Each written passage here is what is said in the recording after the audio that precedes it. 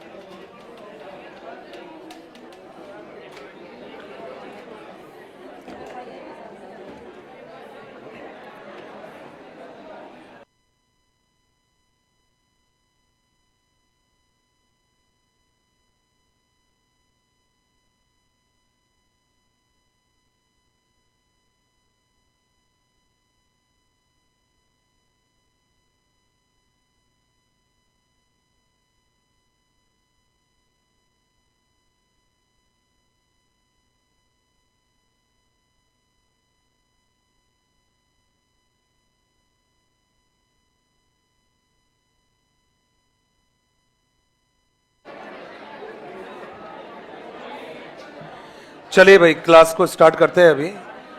और उम्मीद तो यही है कि आप सभी के हालचाल जोरदार होंगे। छोटी मोटी जो कमियां रह रही होगी वो अभी ठीक कर देते हैं, थोड़ी देर में उसको करे या नहीं करे, कर देते हैं। और कल आप लोगों ने शिक्षण विधियों के बारे में शायद बेसिक हम लोगों ने कुछ स्टार्ट किया था या नहीं किया था? गणित की विशेषताओं तक बात हो गई थी हमारी। Very good. तो अभी देखिए भाई, आज और अभी हम लोग आपका जो पहला टॉपिक है आपके सिलेबस का, जिसमें लिखा हुआ है गणित की शिक्षण विधियां। पहला टॉपिक का नाम क्या है?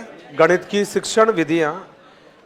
बीच बीच में जब आपको लगेगी यार ये मैथ वाली कंप्लीट होने जा रही है अभी लास्ट में, है ना भाई, जब आपको लगेगी सर आज लास्ट हो जाएगी मैथ की वाली, तो या तो जिस दिन मैथ की लास्ट हो उस दिन कोशिश करना कि उस दिन बोल देना कि सर वो जो कुछ आप बोल रहे थे कि मैथ्स की जब लास्ट विधियाँ कंप्लीट हो जाए उस दिन के लिए कुछ आप बोल रहे थे, तो वो मुझे थोड़ा सा आप एक दिन टोक देना, एक दिन जिस दिन लगेगी आज मैथ वाली लास्ट डेट है।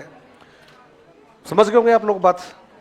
जिस दिन लगेगी लास्ट मैथ की मेथड है आज, उस दिन थोड़ा सा मुझे आप इशारा कर देना कि सर आज वो आप कह रहे थे कि लास्ट क्लास है आज मैथ की, आप कुछ कह रहे थे तो मैं आपको कुछ याद दिला दूंगा आपको। बात समझ गए ना आप लोग? नहीं, आप तो बस इतना ही समझो कि आपको बताना है मुझे। हाँ, बाकी तो फिर मुझे पता है ना सारी चीजें।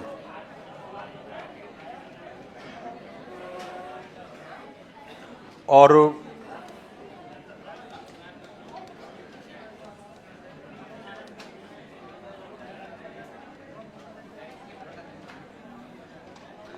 अब यहां से हमें कुछ बातें अभी सीखनी है। बिल्कुल मस्त होकर क्लास में बैठना, कोई स्ट्रेस नहीं लेना मोल, क्योंकि अब तक जो तनाव लिया है वो कम थोड़ी है यार। अब उम्र भर तनाव भी थोड़ी लेते रहेंगे, थोड़ा पढ़ाई पर फोकस करते हैं। और जब भी हम शिक्षण विधियां पढ़ते हैं, शिक्षण विधियों को पढ़ते समय हमारे पढ़ने वालों के दिमाग में कुछ उलझने रहती है। किस तरह की उलझने रहती है तो वो अब देख लेते हैं सारे नामों को लेकर एक बार। तो भाई देखो, एक तो ये नाम आता है शिक्षण विधियां, हमेशा दिमाग में चलता रहता है कि भाई टीचिंग मेथड इसको कहते हैं, लेकिन कभी हम इस तरफ आगे नहीं बढ़ते हैं कि पहले ये समझा जाए कि भाई शिक्षण विधियां कहते किसे हैं। बड़ा आसान हो जाता है कि भाई शिक्षण विधि का मतलब आगमन, मतलब निगमन, मतलब ये वो, ऐसा नहीं होता भाई। पहले थोड़ा सा बेसिक पता होना चाहिए, क्योंकि कई बार जो प्रश्न आते हैं वो बेसिक वाले पूछे जाते हैं, और जब बेसिक वाले प्रश्न आपको सॉल्व करने हैं तो आपका कॉन्सेप्ट क्लियर होना जरूरी है। और रीट जैसी परीक्षाएं, थर्ड ग्रेड जैसी परीक्षाएं, सीटेट जैसी परीक्षाएं, ये हमेशा आपके कॉन्सेप्ट पर टिकी होती है। आपका कॉन्सेप्ट क्लियर है, आपको मजा आ जाएगा। ये परीक्षाएं रटने से पास नहीं होती है, ये बिल्कुल मैं क्लियर कर देता हूं इस बात को। आप सोचो कि मैं सारा रट लूंगा, सारा याद कर लूंगा, मेरी एग्जाम पास हो जाएगी क्या? नहीं, ऐसा नहीं है बिल्कुल भी। आप समझ कर जाओगे, निसंदेह मजा आने वाला है। तो यहां दो शब्द आपके लिखे हैं, एक लिखा है शिक्षण लिखा हुआ है, अध्यापन कह देते हैं काफी है, बात बन जाएगी इसी से। आगे कुछ नहीं कहता है, पढ़ाना बढ़ाना कुछ नहीं कहना है, टीचिंग विचिंग कुछ नहीं कहना है, काफी है, अध्यापन काफी है। ज्यादा करोगे तो आप सिखाना शब्द भी इस्तेमाल कर सकते हो। दूसरा जो शब्द है वो लिखा हुआ है यहां पर विधियां। और देखो भाई, विधि का मतलब होता है तरीके, और इसके अलावा भी हमें कोई दूसरा शब्द इस्तेमाल करने की आवश्यकता नहीं है। तो कोई कहता है शिक्षण विधि किसे कहते हैं, हमें एक ही जवाब देना है भाई, शिक्षण विधि का मतलब होता है अध्यापन के तरीके। और कहोगे तो अब आपको ज्यादा बात करनी हो तो आप इसको साधन भी कह सकते हो, और इसको यदि कहोगे तो हम इसको सिखाना भी कह सकते हैं। तो अब आप दोबारा कहोगे तो कहते हैं अध्यापन के तरीके या अध्यापन के जो साधन है उन्हीं को हम शिक्षण विधि कहते हैं। ये हमारा पहला जवाब है।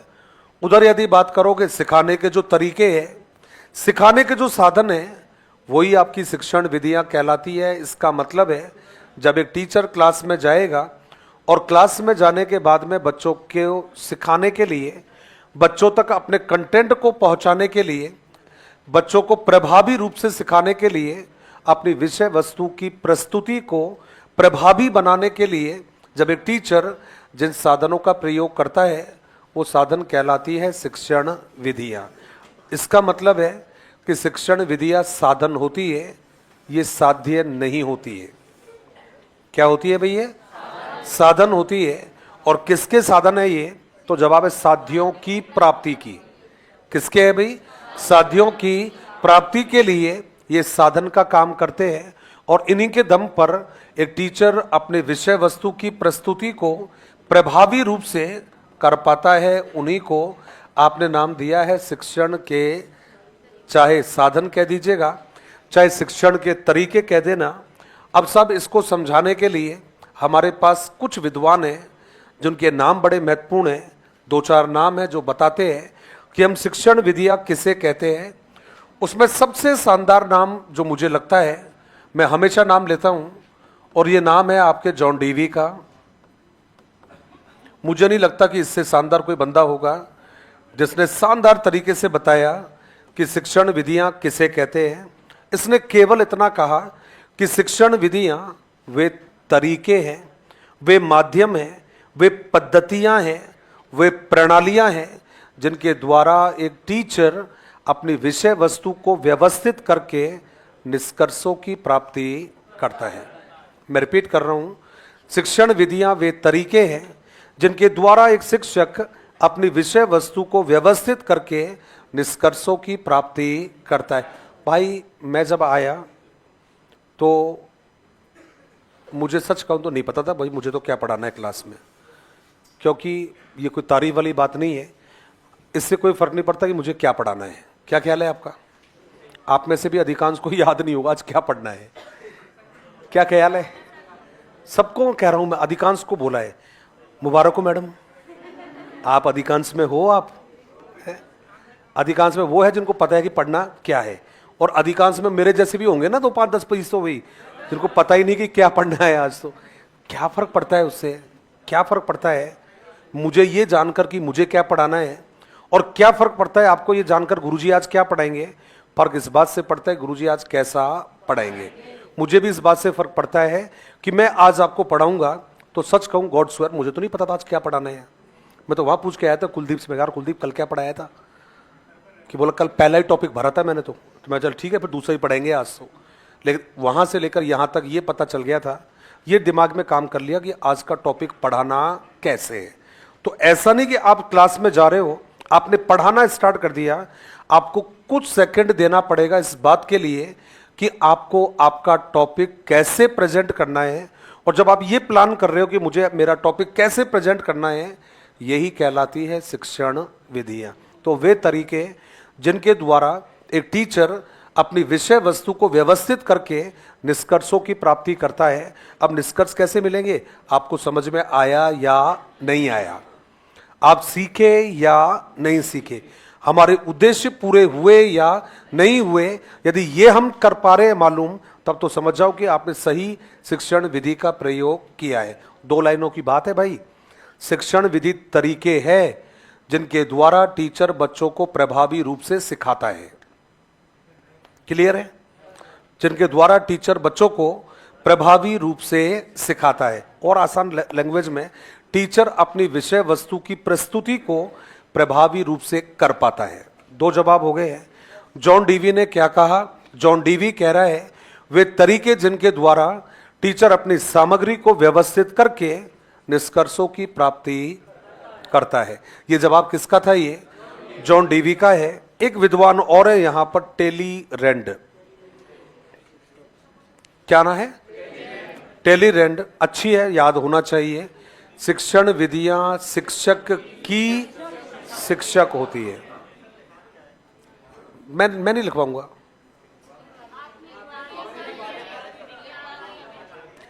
तो फिर तो उनको दोबारा पढ़ने की जरूरत कहां है? डायरेक्ट फिर तो विधि स्टार्ट करें। अरे हाँ, सेम ही है वो तो। उनको तो फिर दोबारा पढ़ने की कहां जरूरत है? फिर सेम ही है सारी शिक्षण विधि। मैंने इसलिए मैंने पहले करवा दी थी। मैंने कॉमन में मैंने सारी करवा दी होगी पहले। फिर क्यों मैंने पहले कहा था ना, कॉमन चीजें सारी पढ़ा दूंगा पहले ही आपको टाइम ही नहीं लगेगा बिल्कुल भी। कॉमन देखो, आपने वाइनिंग लिख दिया होगा, जॉन डीवी आपने लिख लिया होगा, एस कोचर आपने लिख दिया होगा, ये कॉमन लिखवा दी होगी पहले ही।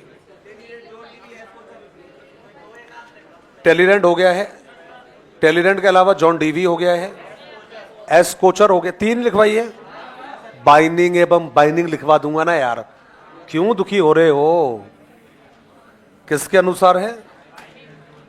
अब जब बात, अभी आप तो मत लिखो कुछ भी। अभी आपको तो वो पिछली लाइन वाला भी तो लिखना है ना। अभी उसका अर्थ भी तो लिखेंगे ना अपन। अभी ये आ जाएगा वाइनिंग एवं वाइनिंग। और क्या कहा था वाइनिंग एवं वाइनिंग ने? बहुत छोटे से शब्द में केवल इतना सा बोल दिया कि शिक्षण विधियां शिक्षण के गतिशील कार्य होते हैं। क्या कहा? शिक्षण विधियां शिक्षण के गतिशील कार्य होते हैं। इसका मतलब हुआ कि जब एक टीचर पढ़ाएगा, जब एक टीचर शिक्षण विधि का यूज करेगा, तभी शिक्षण का कार्य आरंभ होगा, अदरवाइज शिक्षण का कार्य आरंभ नहीं होगा। किसने कहा था ये? बाइनिंग एवं बाइनिंग ने कहा है कि शिक्षण विधियां शिक्षण के गतिशील कार्य है। शिक्षण को प्रारंभ करने के लिए शिक्षण विधियां जरूरी है।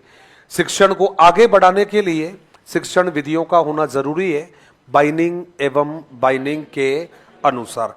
पहला जवाब है ये। यहां पर आपने पहले शिक्षण में पढ़ा होगा मेरे ख्याल से, हर्बर्ट स्पेंसर का नाम कम से कम पढ़ाना चाहिए और ज्यादा से ज्यादा बच्चों को सीखने के मौके देने चाहिए। ये एक तो बाइनिंग एवं बाइनिंग है, और दूसरा जो नाम है वो आपने नहीं पढ़ा है अभी तक। ये नाम रहेगा माध्यमिक शिक्षा आयोग के अनुसार। मुझे पता है, मैंने नहीं बताया आपको। माध्यमिक शिक्षा आयोग के अनुसार। तो आपने कहा सर क्या कहा था इस आयोग ने? सच्ची कहूं मैं तो खूब सारा टाइम होता तो ऐसी बातों के बारे में और खूब बात करते, मजा आता। क्या सोच रहेगी इन लोगों की? कहता है श्रेष्ठ से श्रेष्ठ पाठ्यचर्या पाठ्यक्रम मृतप्राय है यदि योग्य या श्रेष्ठ शिक्षक के पास उपयुक्त विधियों का अभाव हो।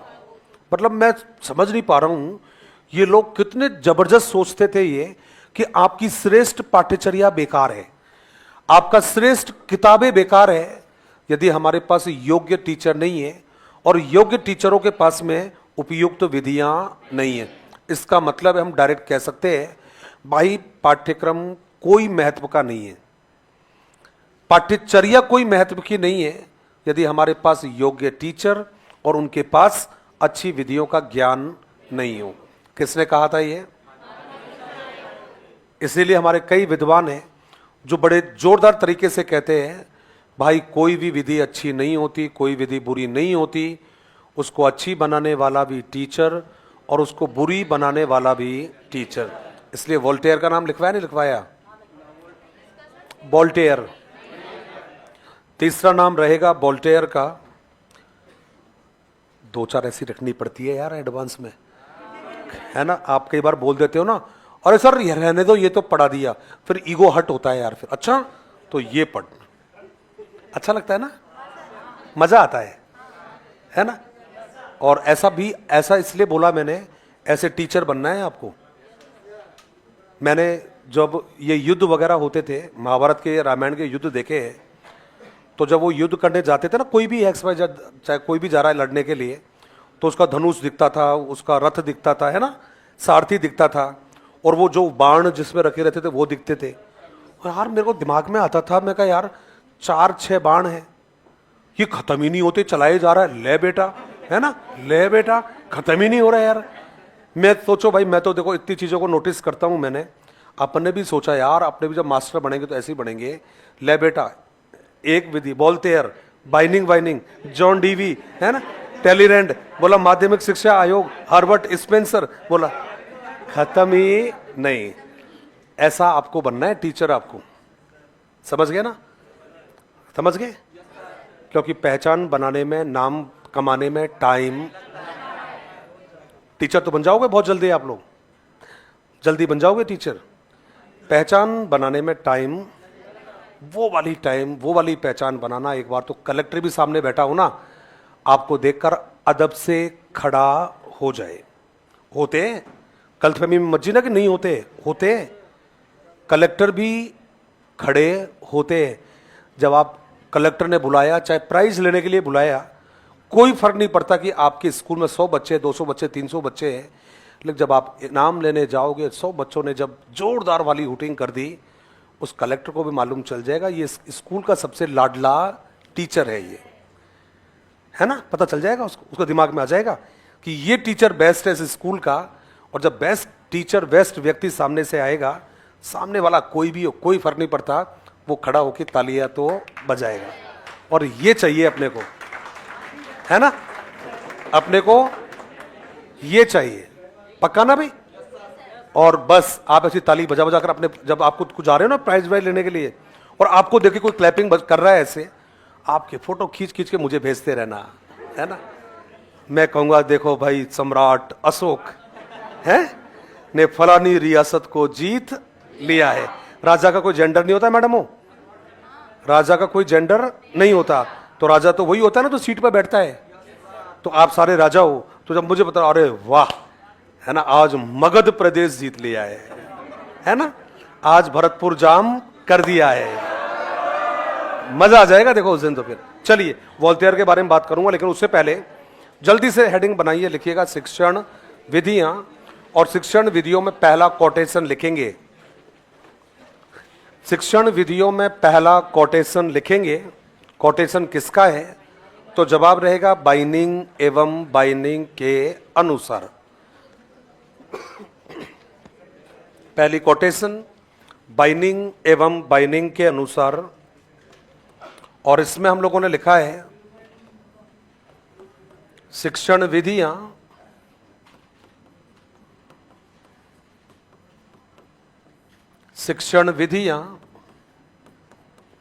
शिक्षण के गतिशील कार्य होते हैं।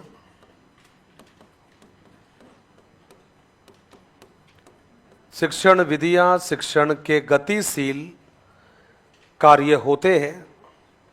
और ये किसने कहा है ये? तो जवाब है आपका बाइनिंग एवं बाइनिंग के अनुसार। बाइनिंग एवं बाइनिंग के अनुसार, जब आपने कहा था ना टेलीरेंट का नाम बोलते आपने डेफिनेशन बोली, मुझे अच्छा लगा, मैं कहा वाह पढ़ा हुआ है आपने। उससे ज़्यादा मुझे खुशी हुई जब आपने बोला पढ़ा दिया। मुझे दुख हुआ जब आपने कहा कि आपने लिखवा दिया था। सच्ची कहूँ खुशी तब होती जब मैं नहीं पढ़ा था, उससे पहले आप कोई पढ़ा चुका होता, तब मज़ा आता। फिर क्यों? उससे पता चलता है पढ़ाई के लेवल का कि हम कितने लेवल पर पढ़ाई। अब मैं नहीं पढ़ाया जब मुझे दुख वल्ला है, तूने क्यों लिखवाया, है ना, तब दुख हुआ थोड़ा सा। लेकिन आपने जब बताया ना मुझे बड़ी खुशी हुई, मगर मज़ा आ गया भाई आज तो। नेक्स्ट रहेगा माध्यमिक शिक्षा आयोग के अनुसार। बैक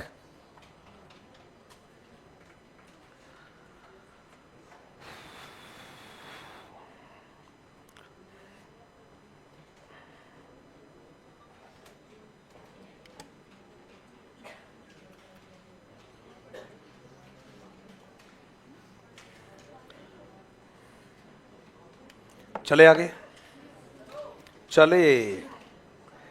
नेक्स्ट लिखिएगा, माध्यमिक शिक्षा आयोग के अनुसार,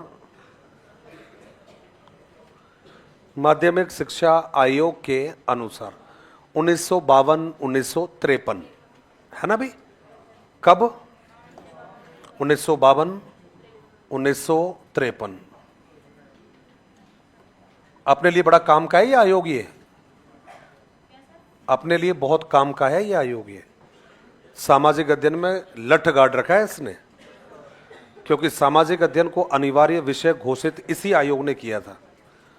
भारत में सामाजिक अध्ययन को अनिवार्य विषय बनाने का जो सुझाव था वो कौन से आयोग ने दिया था? माध्यमिक शिक्षा आयोग ने। तो भाई इसके अनुसार क्या कहा था इसने, लिख देते हैं साहब। कहते हैं श्रेष्ठ पाठ्यचर्या कॉमा करके पाठ्यक्रम मृत प्राय है, मृत प्राय है यदि योग्य शिक्षक एवं उनके पास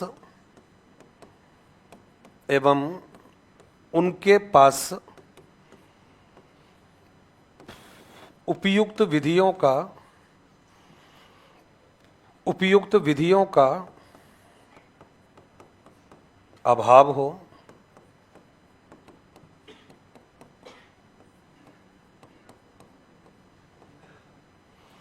श्रेष्ठ पाठ्यचर्या पाठ्यक्रम मृतप्राय है यदि योग्य शिक्षक एवं उनके पास उपयुक्त विधियों का अभाव हो। ये कहा था भाई आपका माध्यमिक शिक्षा आयोग ने। चूंकि तो ये शब्द आया है अभी और बाद में हम इस शब्द को पढ़ेंगे, कोई ज़रूरी नहीं है, क्योंकि कुछ चीज़ें साथ साथ चलती रहे तो अच्छा लगता है। अभी जब भी लिखोगे तो आप नोट करके लिखना, इसके बारे में एडिशनल बातें है ये। तो पहली बात तो ये कि भाई ये जो आयोग है आपका, इस आयोग के जो अध्यक्ष थे वो अध्यक्ष थे डॉक्टर लक्ष्मण स्वामी मुदालियर। तो अध्यक्ष कोई पूछेगा तो क्या था भाई? डॉक्टर लक्ष्मण स्वामी मुदालियर था। ये आपका पहला जवाब है। अध्यक्ष कौन थे? डॉक्टर लक्ष्मण स्वामी मुदालियर, ये पहला जवाब है। अब फिर सवाल उठता है कि भाई ये थे कौन ये? तो ध्यान रखना, मद्रास विश्वविद्यालय के ये वाइस चांसलर थे। तो ये थे भाई मद्रास विश्वविद्यालय के वाइस चांसलर थे। वाइस चांसलर बीसी को बोलते हैं भाई, और बीसी का मतलब होता है उपकुलाधिपति। कौन होगा? उपकुलाधिपति। ये मद्रास विश्वविद्यालय के बीसी थे, ये हमने लिखा है। अब एक बात छोटी सी आपको ध्यान रखनी है, वो सामाजिक अध्ययन वाली बात तो वही पढ़ेंगे जब सामाजिक अध्ययन पढ़ेंगे। बस इसमें एक बात छोटा सा ध्यान रख लेना भाई, ये जो आपका आयोग है जिसको आप मुदालियर आयोग कहते हो, इसको एक जिम्मेदारी सौंपी थी कि भारत में सेकेंडरी एजुकेशन के पिछड़ेपन के कारण क्या है। भारत में जो माध्यमिक शिक्षा है उसका लेवल काफ़ी कम क्यों है, इस बात की जांच इसने की। इसलिए इस आयोग को सेकेंडरी एजुकेशन कमीशन भी कहते हैं। इसको क्या नाम दिया जाता है? तो आपका ध्यान रहेगा भाई, आयोग को माध्यमिक शिक्षा अभियान या माध्यमिक शिक्षा आयोग भी कहते हैं। तो ये इसका दूसरा नाम हो गया है, माध्यमिक शिक्षा आयोग भी कहते हैं। आयोग को माध्यमिक शिक्षा आयोग भी कहते हैं। कौन से आयोग को? है ना, बार बार थोड़ी लिखेंगे आयोग।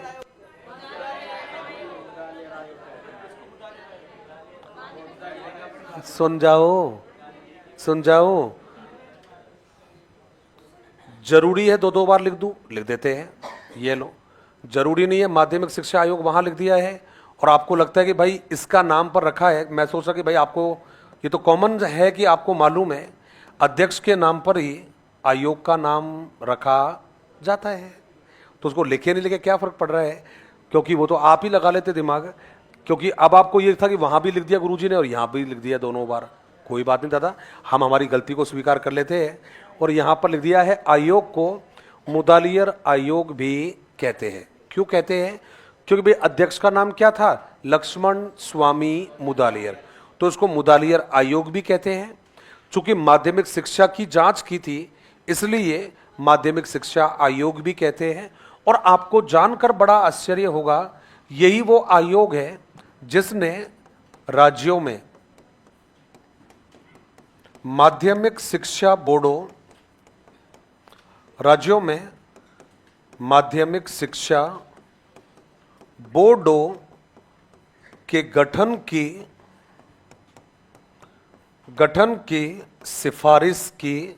और दादा यही कारण है कि आपके यहां पर भी माध्यमिक शिक्षा बोर्ड का जो गठन हुआ है उसके गठन में इसकी रिपोर्ट जो थी उसका महत्वपूर्ण योगदान माना जाता है। कितने तारीख को हुआ था? 4 दिसंबर 1957। कहां पर? जयपुर में, है ना? कहां पर हुई थी? जयपुर में। 1 जनवरी 1961 को जयपुर से उठाकर कहां लेकर चले गए थे? अजमेर लेकर चले गए थे, पी सत्यनारायण राव समिति के सुझावों के आधार पर।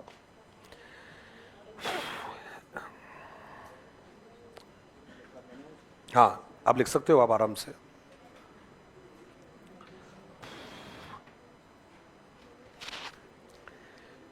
लिख लिया क्या भाई आप लोगों ने? अरे वाह यार, जोरदार स्पीड लिख रहे हो, है ना? Very good.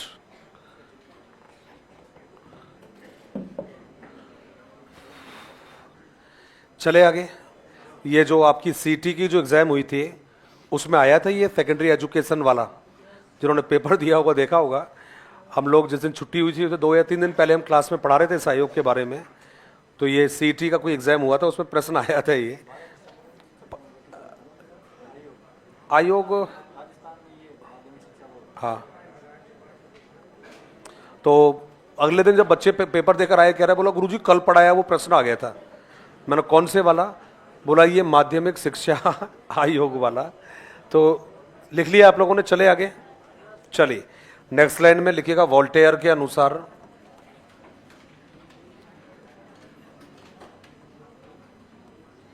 वोल्टेयर के अनुसार, किसके अनुसार? वोल्टेयर के अनुसार।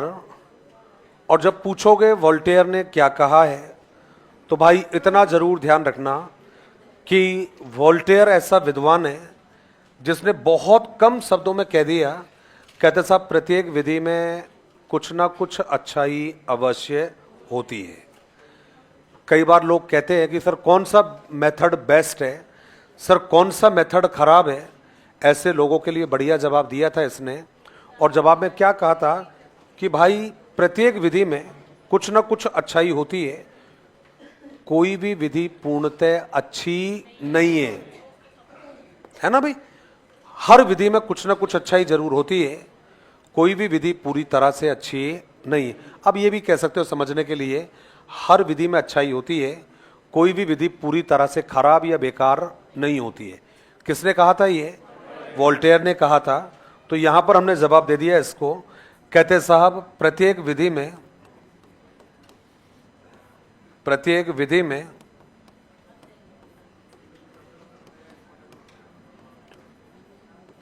कुछ ना कुछ अच्छाइयां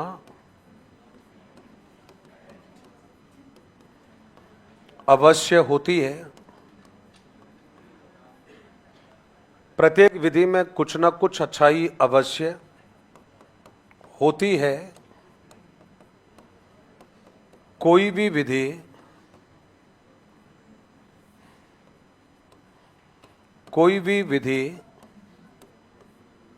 पूर्णतः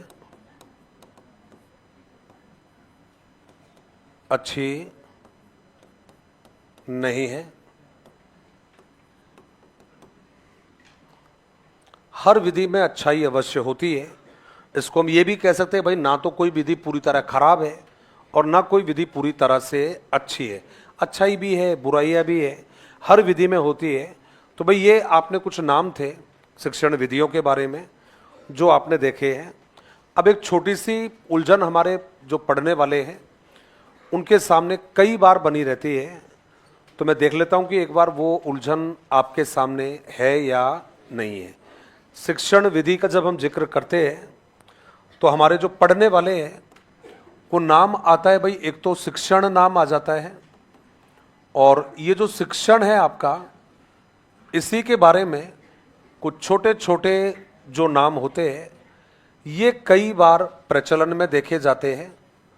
तो आपने कहा सर जैसे कि, तो भाई देखिए, जब भी आपकी जो शिक्षण विधियां हैं यदि हम इनको ध्यान में रखते हैं तो उनमें सबसे पहला एक नाम आता है, और वो नाम रहेगा आपका विधि,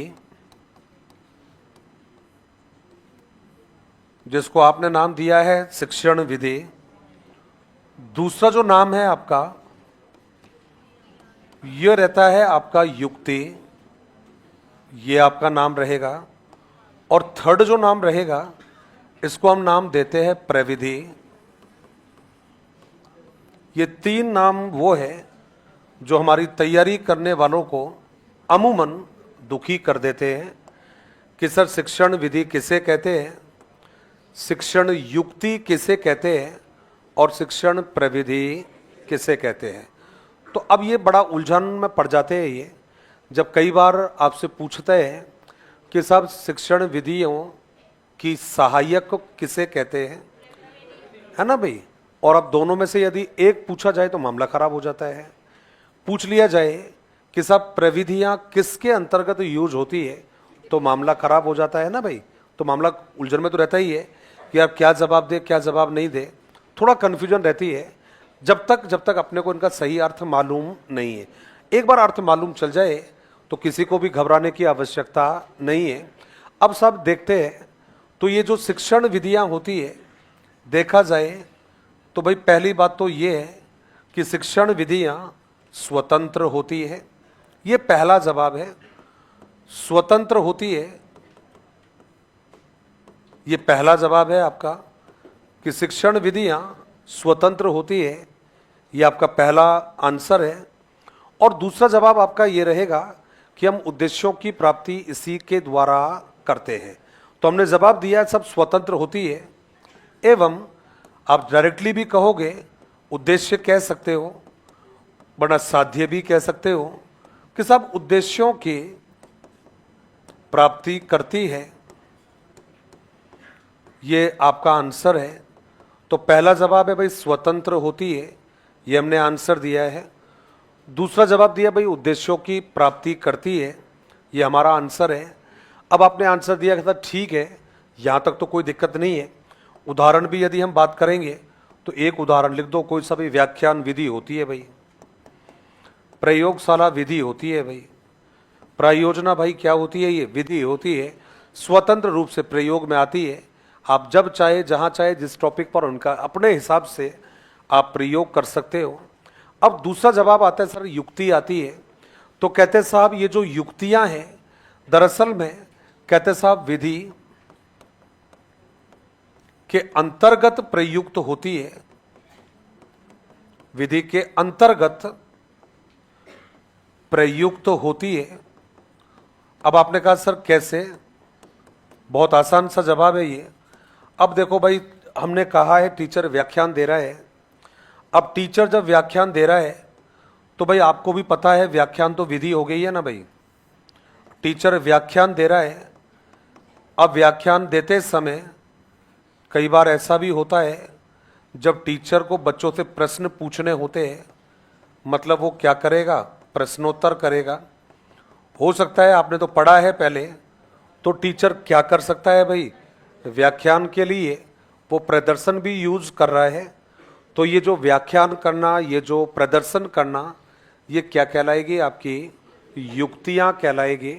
आपकी विधि के अंतर्गत जो यूज आप कर रहे हो, विधियों को प्रभावी बनाने के लिए, उनको बेहतर बनाने के लिए, उनकी कमियों को दूर करने के लिए, वो क्या कहलाती है, युक्तियां कहलाती है। अब सब हम थोड़ा सा आगे बढ़ते हैं, और जब थोड़ा सा आगे बढ़ा तो कहते हैं साहब शिक्षक की, हम तो डायरेक्टली लिख रहे हैं भाई, चाहो तो आप लिख सकते हो कि शिक्षण के समय, ऐसा कह सकते हैं, वरना डायरेक्टली कह सकते हैं। कहते हैं साहब शिक्षक के शैक्षणिक व्यवहार है। शिक्षक के शैक्षणिक व्यवहार है। अब आपने कहा सर जैसे कि, क्या कहोगे ये कि शिक्षक के शैक्षणिक व्यवहार है। अब देखिएगा साहब, टीचर प्रश्न कर रहा है, लिखा है ना यहां पर, भाई आपने लिखा है कि ये जो प्रश्न करना है ये युक्ति है, ये या कह रहे हो प्रदर्शन करना है। अब देखिए साहब, टीचर कह रहा है भाई प्रश्नोत्तर कर रहा है, तो कहते हैं साहब प्रश्नों की गति, प्रश्नों की गति, प्रश्नों का वितरण, प्रश्नों का वितरण, प्रतिपुष्टि। यदि ये टीचर यहां पर आप देखोगे प्रश्न किससे पूछ रहा है, प्रश्न कैसे पूछ रहा है, प्रश्नों के समय उसकी गति कैसी है, जब आप इसके बारे में बात करोगे, ये क्या कहलाती है आपकी प्रविधि। तो 3 नाम हो गए ना भाई। एक तरफ नाम आ गया शिक्षण विधि आ गई है, पढ़ाने के तरीके हैं, विषय वस्तु को प्रस्तुत करने के तरीके हैं। दूसरी जगह नाम आया है युक्ति। युक्ति का मतलब हुआ कि आप विधि के अंतर्गत विधि को प्रभावी बनाने के लिए आप ऐसे बोलो जो तरीके काम में लेते हैं वो क्या कहलाती है, युक्तियां कहलाती है। हमें पता है व्याख्यान विधि है, जरूरी नहीं है व्याख्यान है, अनुसंधान कह दो, प्रयोगशाला कह दो, जो मर्जी आए नाम ले दो। उसको प्रभावी बनाने के लिए जो तरीके आप इस्तेमाल में लोगे वो तरीके क्या कहलाती है, युक्तियां कहलाती है। इसका मतलब हुआ विधि के अंतर्गत कौन आती है, युक्तियां आती है। और युक्ति के अंतर्गत क्या आती है, और युक्ति और प्रविधि दोनों किसके अंतर्गत इस्तेमाल होती है, तो आपका जवाब है सर विधि के अंतर्गत यूज आती है। तो हम ये कह सकते हैं कि भाई इसकी मदद ये करती है और इसकी प्लस इसकी दोनों की मदद कौन करती है, प्रविधि करती है। अब टीचर प्रश्नोत्तर विधि को यूज तो कर रहा है, सबको पता है। टीचर व्याख्यान के समय प्रश्न तो कर रहा है, सबको पता है। तो जो टीचर व्याख्यान के समय जो प्रश्न कर रहा है वो तो है युक्ति है। अब टीचर प्रश्न कैसे कर रहा है, प्रश्न किस किस से कर रहा है, पूरी क्लास से कर रहा है क्या, प्रश्न जल्दी जल्दी कर रहा है क्या, प्रश्न देने के बाद में बच्चों के आंसर के लिए टाइम दे रहा है या नहीं दे रहा है, उनके आंसर को ध्यान से सुन भी रहा है नहीं सुन रहा है, वो क्या कहलाएगी आपकी प्रविधि कहलाएगी। हे मेरे महाशयों, सबको क्लियर हुआ या नहीं हुआ। इसको हटा देते हैं थोड़ी देर के लिए, अब बात करते हैं। विधियां स्वतंत्र होती है, उद्देश्यों की प्राप्ति में सहायक होती है। विधि का प्रयोग कैसे करोगे इसके लिए आपके पास में क्या होती है, युक्तियां होती है। और युक्तियों के अंतर्गत हम किसे रखते हैं, प्रविधि को रखते हैं। इसका मतलब हुआ विधि के अंतर्गत युक्ति एवं प्रविधि और युक्ति के अंतर्गत प्रविधि, ये तीनों मिलकर शिक्षण के उद्देश्यों को प्रभावी बनाती है। मैं चाहूंगा कि एक बार आप इसको ऐसे ही लिखिएगा, बिना किसी ताम झाम के। हाँ जी बिल्कुल।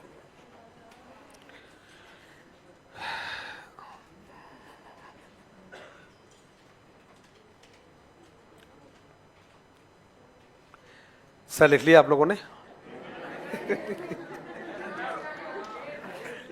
अच्छा लगता है ना आज। अब देखो मैं अकेला काम कर रहा था, तब आप आराम से राजा महाराजा की तरह बैठे हुए थे, मुझे बड़ा बुरा लग रहा था, है ना। मुझे जेलस हो रही थी आपको देख देख कर। मैं कहा यार क्या किस्मत पाई है, देखो ने यहाँ मैं सर्कस दिखा रहा हूँ और भाई साहब लोग बंद मस्त बैठे एकदम।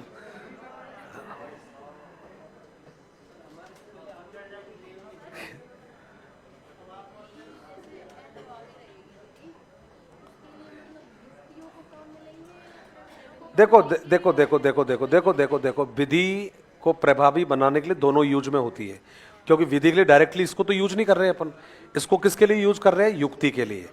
विधि को प्रभावी बनाने के लिए युक्ति यूज कर रहे हैं, और युक्ति को प्रभावी बनाने के लिए हम क्या यूज कर रहे हैं, प्रविधि। इन दोनों में से एक को चुनना पड़ेगा, तो युक्ति चुनना पड़ेगा। फिर दोनों में से एक चुनना पड़ेगा, तो क्योंकि वो तो युक्ति का काम आगे बढ़ा रही है। वो तो विधि के लिए तो कौन है आपके पास, डायरेक्टली युक्ति है आपके पास। इसीलिए आपको ध्यान होगा, मैंने जब शायद मुझे याद आ रहा है, जब मैंने व्याख्यान जब आपको पढ़ाई थी तब मैंने प्रदर्शन और प्रश्नोत्तर के बारे में बताया था।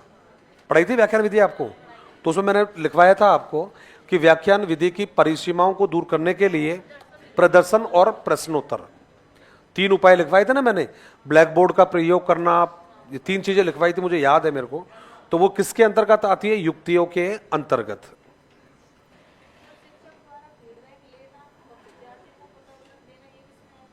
फीडबैक लेना और देखो, पहली बात तो ये दोनों में नहीं है, ये पहले वाले में तो नहीं आएगा, दूसरे वाले में नहीं आएगा, थर्ड वाले में आएगा, प्रविधि में, थर्ड वाले में आएगा। क्योंकि जो टीचर के जो व्यवहार है ना, क्लासरूम के जो व्यवहार है, वो लास्ट वाले में आते हैं। वो यहां तो क्या क्रियाएं आती है केवल फर्स्ट और सेकंड में। तो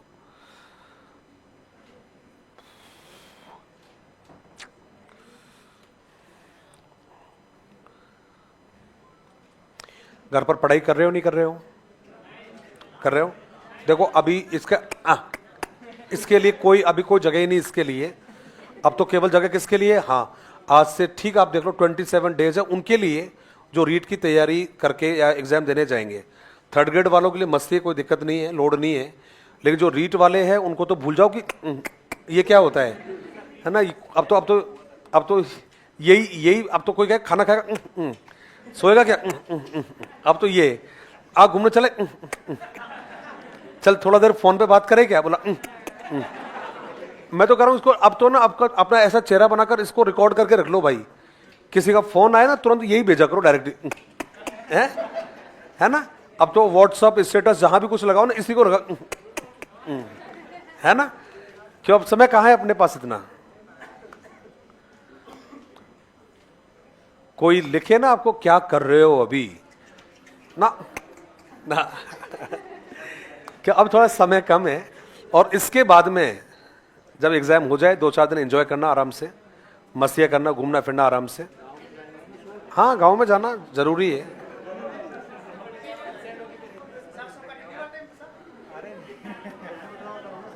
गेहूं तो रहेंगे यार, गेहूं 10 दिन में हो जाएगा सरसों का खेल, यदि यही टेम्परेचर रहा तो। ये लास्ट 10 दिन है। नहीं सब जड़ जाएंगे, चिंता ही मत कर दूं। हाँ, हर जगह नहीं है। कहां पर है आपका?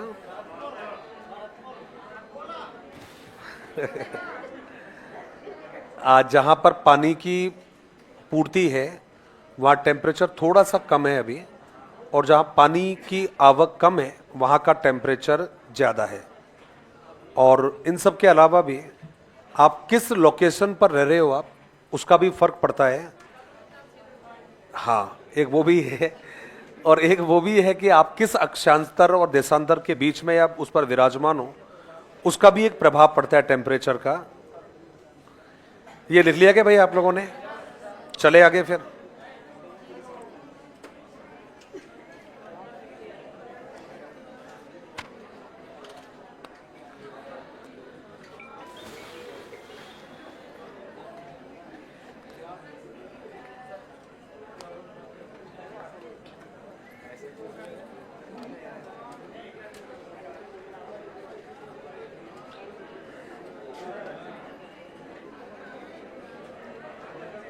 बी आ गया ना ग्राफ?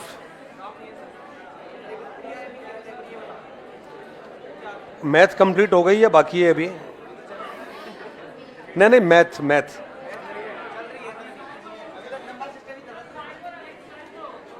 क्या भाई? नहीं वो तो समझ गया। उधर कुछ कह रहे थे हमारे विद्वान, जिनके 3 डायमेंशन होते हैं, ऊंचाई, चौड़ाई, लंबाई, उसे हम कहते हैं त्रिआयामी। ऊंचाई, चौड़ाई, लंबाई।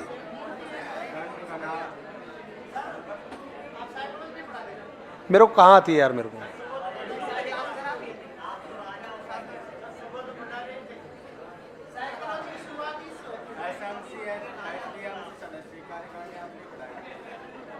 अरे वो तो ऐसे कर दिया होगा यार, वो तो साइकोलॉजी में आता कहाँ है वो? एसएमसी एसडीएमसी वैसे भी नहीं आता उसमें। हाँ, सिनेरियो में भी आता है, राइट टू एजुकेशन एक्ट में भी आता है। चलिए वापस आइए अभी। अरे आप लोग बात करने लग गए आप लोग। मैं सोच रहा था मैं शायद आप लोग अपने आप आ जाओगे लाइन पे अभी। मुझे क्या पता कि हमने जरा सी निगाहें क्या घुमा ली, आप तो बेवफा से बदचलन हो गए।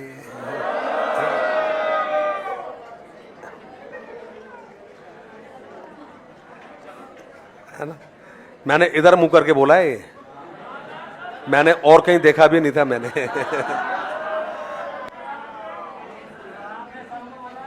ना, मैंने कोई कह नहीं सकता, मैंने केवल इधर देखा था मैंने। हाँ इधर देखा था, इधर ठीक है।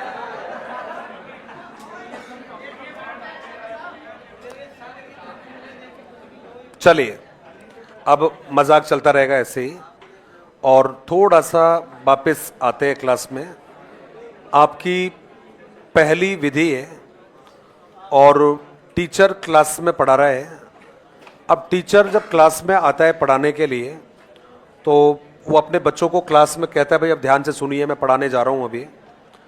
इस तरह से वो बोल रहा है सभी को, ध्यान से सुनिए, ध्यान से पढ़ना स्टार्ट करिए, ऐसा करके बोला। अब जब ऐसा करके बोला तो अब वो क्लास में आने के बाद में बोर्ड का यूज़ करने लगा, और बोर्ड का जब वो यूज़ कर रहा है तो उसने लिखना स्टार्ट किया।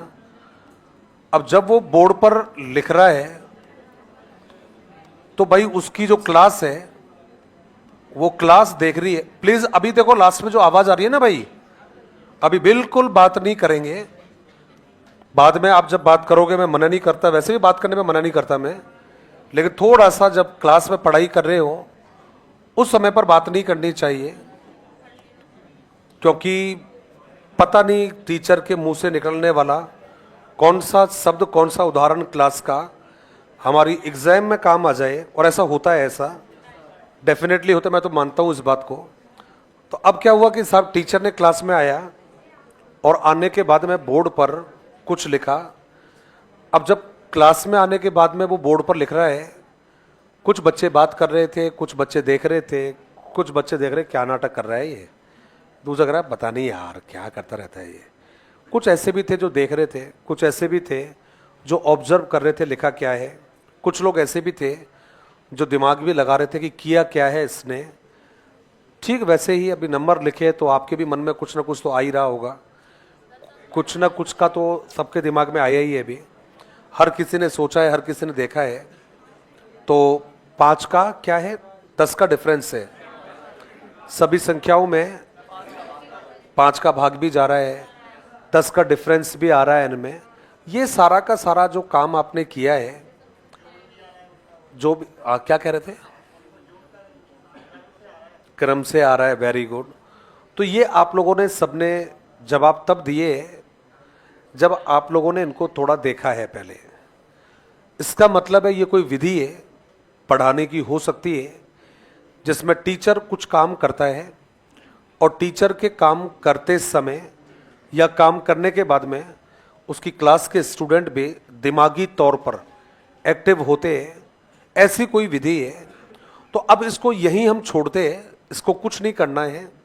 और अब यहाँ पर इस प्रश्न को छोड़ने के बाद में जो आपने भी किया है, मैंने जो अभी ब्लैक बोर्ड पर या बोर्ड पर, व्हाइट बोर्ड पर लिखा है, इन दोनों बातों को मिलाकर बात करें तो कहता है कि साहब अनेक बार ऐसा होता है जब टीचर क्लास में आता है और टीचर क्लास में आने के बाद में वो अपनी विषय वस्तु को, पढ़ाई जाने वाली सामग्री को, एक टीचर क्लास में जब अपनी पढ़ाई जाने वाली विषय वस्तु को, विषय सामग्री को विभिन्न प्रकार के दृष्टांतों, विभिन्न प्रकार के उद्धरणों, विभिन्न प्रकार के उदाहरणों और विभिन्न प्रकार के एग्जाम्पल्स के माध्यम से प्रस्तुत करता है, उस विधि को आगमन विधि कहा जाता है। अब ये तो क्या लिखा है आपने, उदाहरण लिखा है। ये किसका उदाहरण है? ये संख्याओं का उदाहरण है। अब संख्याओं का उदाहरण है, दिमाग लगाया, थोड़ा सा देखा आप लोगों ने इनको, आप ही ने कह दिया सर भाज्य संख्याएं हैं सर, ये तो आप ही ने कहा है सर ये तो जो संख्याएं हैं इनके बीच में 5 का अंतर है, ये तो, या 10 का। मैंने कहा ना कि मैंने कहा सर 5 का अंतर है सर, नहीं नहीं सर 10 का अंतर है सर, 5 का, अरे 5 कैसे 10 है। ये आपने आपकी कैलकुलेशन के आधार पर किया। इसका मतलब है कि जब टीचर अपने विषय वस्तु को क्लास में विभिन्न प्रकार के उदाहरण, दृष्टांत, एग्जाम्पलों के माध्यम से प्रस्तुत करेगा और उसके आधार पर जब बालक मानसिक कार्य करेगा और मानसिक कार्य करता हुआ निष्कर्षों की प्राप्ति करेगा, उस विधि को कहा जाता है आगमन विधि। अब देखिए साहब, एग्जाम में यही वाला प्रश्न आएगा, वह विधि कौन सी है जिसमें शिक्षण का प्रारंभ विभिन्न प्रकार के उदाहरण, दृष्टांतों के माध्यम से होता है और बालक मानसिक कार्य करते हुए निष्कर्षों की स्थापना करता है? तो विधि कौन सी रहेगी? आगमन विधि रहेगी। अब आपने कहा सर कैसे, बताओ जरा एक बार। तो भाई देखो, बच्चे ने इनको देखा है, संख्याओं को देखा है, और देखने के बाद में आपने ठीक फरमाया आप लोगों ने कि भाई 10 का गैप आ रहा है, 5 का भाज्य है, ये सब बोला आपने। टीचर ये भी देख रहा है, बच्चा ये भी देख रहा है, हर संख्या का जो वंश की डिजिट है वो सब में 5 आ रही है भाई। ये हर किसी संख्या का जो नंबर है उसमें 5 वंश यानी इकाई का जो अक्षर है वो सब में 5 आ रहा है। बच्चे ने थोड़ा दिमाग लगाया तो उसने ये भी देख लिया कि भैया सारे जो नंबर्स हैं ये तो 5 के डिवाइडेड है, ये तो भाज्य है उसकी। बच्चा यहाँ पर निष्कर्ष निकाल सकता है कि जिन संख्याओं का इकाई का अक्षर 5 होता है वो 5 की भाज्य होती है। अब ये जो लास्ट में कह रहा है ना कि जिन संख्याओं का इकाई का अक्षर 5 है वो 5 की भाज्य होती है, ये बच्चे का निष्कर्ष है ये। और इसी निष्कर्ष को आप चाहो तो आप नाम कह सकते हो कि भाई नियमों की स्थापना की है बच्चे ने। अब ये सामान्यीकरण करना किसके आधार पर किया है? जब बच्चों ने संख्याओं के बीच की तुलना की है, संख्याओं के बीच में अंतर किया है, संख्याओं के बीच में भेद किया है, उनकी समानता असमानता दोनों को पहचाना है, तब जाकर बच्चे ने नियम की स्थापना की है। इसका मतलब है कि वह विधि जिसका प्रारंभ उदाहरण से होता है और लास्ट में जाकर बच्चा उनका परीक्षण करता है, वो विधि कहलाती है आगमन विधि। तो पहली बात तो आप मेरे साथ चाहो तो, अब चाहने का तो खैर बात कुछ बचा नहीं है, और डायरेक्टली लिखना ही स्टार्ट कर देंगे। हेडिंग हो जाएगा आपका आगमन विधि। इंग्लिश में इसी को इंडक्टिव मेथड कहते हैं भाई। क्या नाम दोगे? इंडक्टिव मेथड, क्योंकि मेथड दो चलते हैं, इंडक्टिव और डिडक्टिव।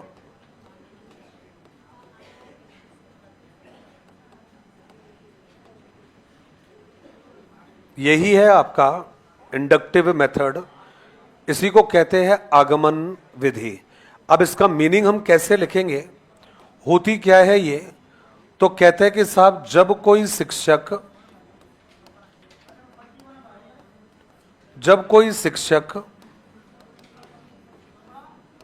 कक्ष में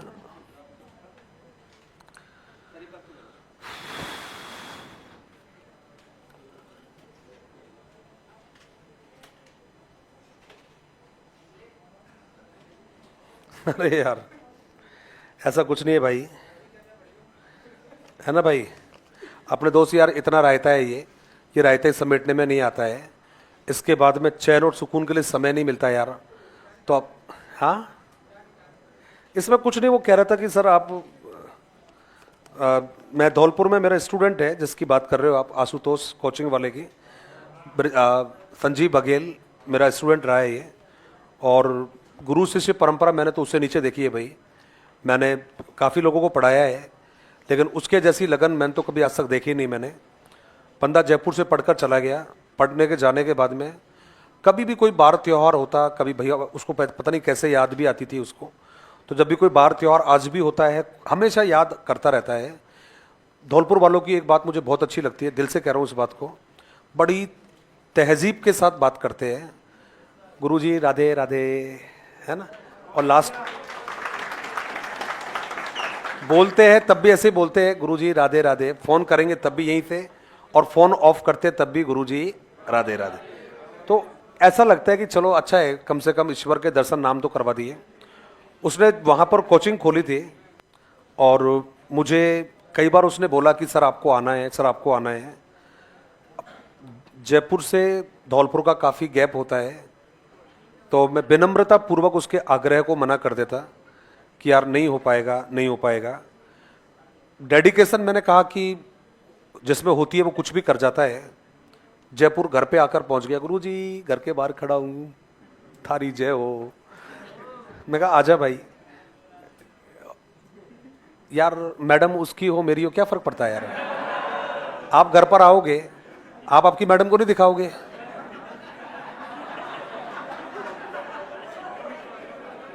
पता चल गया मैं आऊं भागती हुई आएगी, वो आ गए, है ना? तो ऐसा क्यों सोचते हो यार आप?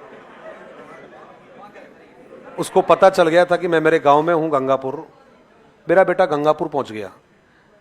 मैं कहा यार फोन पे नहीं छोड़े गुरुजी, कोई बात नहीं, अब नहीं तो फिर दोबारा कभी आ जाना, ये और बोले कोई बात नहीं गुरुजी फिर कभी आ जाना।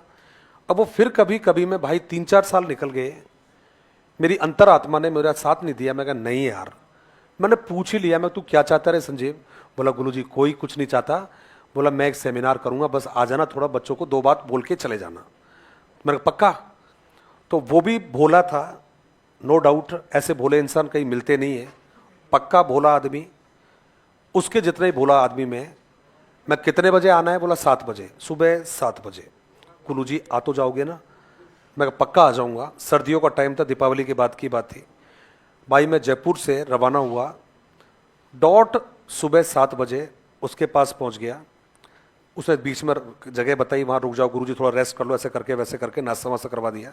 9-10 बज गए थे उसके पहली बार में। अब वो किसी जगह पर कोई सेमिनार कर रहा था, वो उसका वीडियो पड़ा है मेरे पास आज भी। तो वहाँ जब गया मैं तो कह रहे गुरुजी बस 10 मिनट और, गुरुजी बस 20 मिनट 25 मिनट, ऐसे करके करके 1.5-2 घंटे ऊपर निकाल दिए। मैं तू कर क्या रहा है ये तो बता। अरे गुरुजी वो जगह छोटी पड़ गई, क्या बोलता था कि मोड़ा मोड़ी ज़्यादा आगे, अब याद आया है ना, मोड़ा मोड़ी ज़्यादा आगे। तो मैंने कहा ठीक है। किसी मैरिज गार्डन में उसने सेमिनार किया था, खूब बड़ा हॉल था उसका, जबरदस्त वाला हॉल था, पता नहीं क्या था देखो। उसमें बेचारे बच्चे नीचे बैठे थे लास्ट में। अब वहां मेरे को कान में आकर क्या कह रहा है, गुरुजी ऐसे बोल दो ना कि आप दोबारा भी आओगे। मैं माइक पे हूं, मुझे बोल रहा है आके ऐसे बोल दो ना कि आप दोबारा भी आओगे। अब मैं उसकी तरफ देख रहा हूं, मैं कहा तू क्यों मरवा रहा है मेरे को? ए गुरुजी मेरा खर्चा काफी हो गया, मेरा बैच बन जाएगा गुरुजी। तो साहब उसमें बोला मैंने कि भाई मैं दोबारा भी आऊंगा मैं। अब बड़े प्यार से विदा करके बैठा दिया। गुरुजी जब गाड़ी रवाना हुई, गुरुजी आज जरूर जाना आप, है ना? कोई बात नहीं भाई, मैं जयपुर आ गया, मेरे को ये नहीं था कि मैं जाऊंगा। गुरुजी बच्चे पूछ रहे, बच्चों से मैंने फीस ले ली आपके नाम से, आपको आना पड़ेगा गुरुजी। मैं कहा यार संजीव समझ पॉसिबल नहीं है, गुरुजी प्लीज एक बार आ जाओ। भाई मैं उसके कहने से चला गया। बच्चे दूसरे दिन इतने आए कि पुलिस लाइन के सामने कोई खाद बीज का भंडार था भाई उस खाद बीज के भंडार में भाई जाके बैठा दिया। ये लंबा हॉल, लंबा था, ज्यादा चौड़ाई नहीं थी उसकी, और ऐसी वाली, हाँ उस समय दाढ़ी वाड़िया नहीं थी यार तो नहीं यार, ये पापा मम्मी के जाने के बाद में बढ़ा दी थी यार ये, क्योंकि जमाने ने क्या यार बहुत दुखी कर दिया था, समझ रहे हो ना आप लोग। तो थोड़ा सा अब क्या है कि गेटअप में चेंज किया, तो अब क्या किसी को कुछ कहने की जरूरत नहीं पड़ती है, खड़े होकर केवल इतना ही बोलना पड़ता है कि बस बहुत हो गया, आप बस। बात नहीं है, थोड़ा गंभीर लगते हैं। पहले क्या कि बालक लगते थे, तीनों भाई छोटे छोटे लगते हैं यार। तो जना जना यार खेती खोच लिया, कोई पैसे नहीं दे रहा है, जिसने ले लिए वो, लड़ाई कौन करे, तीनों कामकाज में था। तो अब थोड़ा, अब क्या कि थोड़ा ऐसा लगता है कि बड़े हैं, इनको बेवकूफ़ नहीं बना सकते, थोड़ा वो इसलिए। तो भाई उसमें मैंने पहली बार देखा, मैडम मार साहब आप प्लीज़ थोड़ा इसको कहानी मत समझना, ये मोटिवेशन थी इसलिए मैंने बताया, मैंने वरना जरूरी नहीं समझ रहा। मैंने पहली बार मैंने देखा मैंने कि हमारे जयपुर में पढ़ने वाले लड़के लड़कियां तंग दिल के होते हैं, उस कोचिंग में पढ़ने वाले बच्चे तंग दिल के नहीं थे। अब आपने कहा सर ये बात कैसे बोली है आपने? छोटी छोटी जो मुड्डियाँ आती है ना, छोटी छोटी चाय की दुकान पे जो रहती है, वो छोटी छोटी चाय की मुड्डियाँ उस पूरे के पूरे हॉल में रखी थी। मैं कसम कह रहा हूँ, कौन किसके ऊपर बैठा है पता ही नहीं चल रहा, सच कह रहा हूं मैं। मतलब कोई ऐसे बैठा है, इसका ये वाला पैर किसके ऊपर है और किसका पैर उसके ऊपर है पता ही नहीं है। कह सकते हो आप, किसी को कोई मतलब नहीं है। मैडम हो, आप थोड़ा समझ रहे हैं मेरी बात को। यहाँ जब कई बार जाते हैं ना, तो लड़कियां इस बात पर लड़ बैठती है, क्यों देख रहा है तू मेरे को, इसी बात पर। मैंने देखा कि लगभग 6-7 घंटे की क्लास, केवल एक ब्रेक बीच में, किसी को कोई लेना देना नहीं। जब क्लास कंप्लीट हुई, एक ही बात पूछी सबने, ये नहीं पूछा हम ऐसे कैसे बैठेंगे, सर आप दोबारा आओगे या नहीं आओगे। पहली क्लास में जितने बच्चे रूम के अंदर थे उतने बाहर थे। उस खाद बीज के भंडार में, वो फोटो पड़े होंगे अभी भी मेरे पास, बाहर एक ट्रैक्टर खड़ा हुआ था। उस ट्रॉली में कम से कम 50-60 लड़के, उस ट्रॉली में जहां जगह मिली उनको लटक रहे, खड़े हो रहे हैं। तब मुझे समझ में आया कि शायद कम से कम इन बच्चों के लिए आना पड़ेगा। मैं केवल मनोविज्ञान के लिए केवल गया, मेरी आत्मा ने साथ नहीं दिया। मैं कहा नहीं यार, रात को सोने से बेहतर है इनको मैं शाम को लेट तक मैं इनको मनोविज्ञान के अलावा शिक्षण विधियां भी पढ़ाऊंगा। मैडम मैंने पहली बार देखा, मैंने वहाँ कहते हैं कि 5-6 बजे बाद में कोचिंग नहीं चलती थी, आपका तो पता नहीं। लड़कियां दूर से आते थे, लड़के लड़कियां।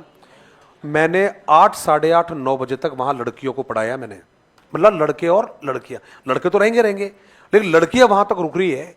कोचिंग वाले को डर लग रहा था, उसको लड़के को, संजीव को, सर लड़कियां बहुत दूर जाती है सर, दिक्कत आ जाएगी, ये हो जाएगी, गार्जियन लड़ेंगे। मैंने पूछा तुम्हें कोई दिक्कत है क्या? अरे ना गुरुजी हम तो रुक जाएंगे यहीं पर।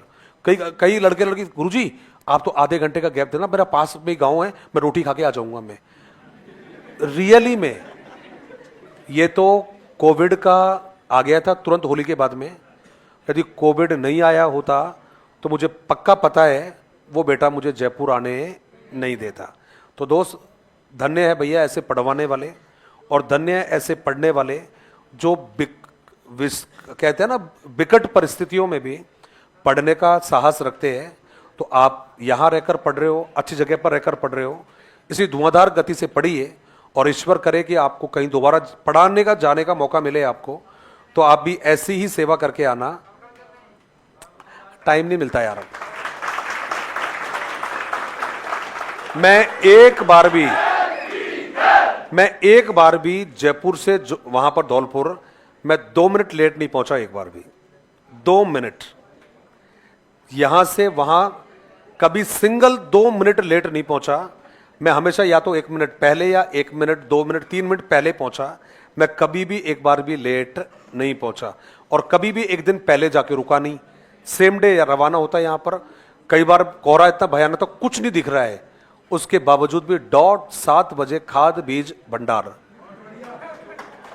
चलिए भाई वापस आइए। और आपने कहा कि साहब जब कोई शिक्षक, हाँ जी,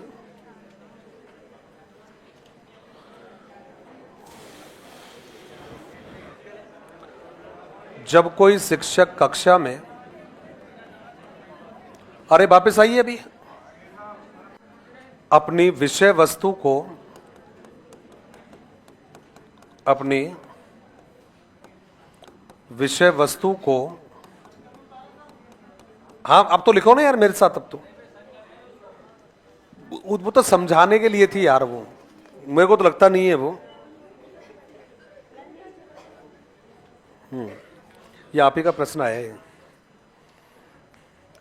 जब कोई शिक्षक कक्षा में अपनी विषय वस्तु को विभिन्न उदाहरणों, कॉमा करके लिखिएगा, दृष्टांतों, उद्धरणों के माध्यम से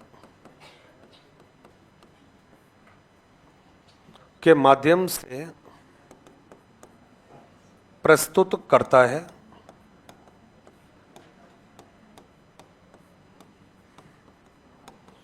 तथा बालक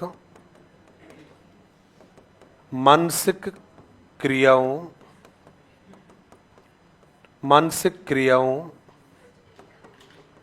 कॉमा करके आपने लिखा है सामान्यीकरण।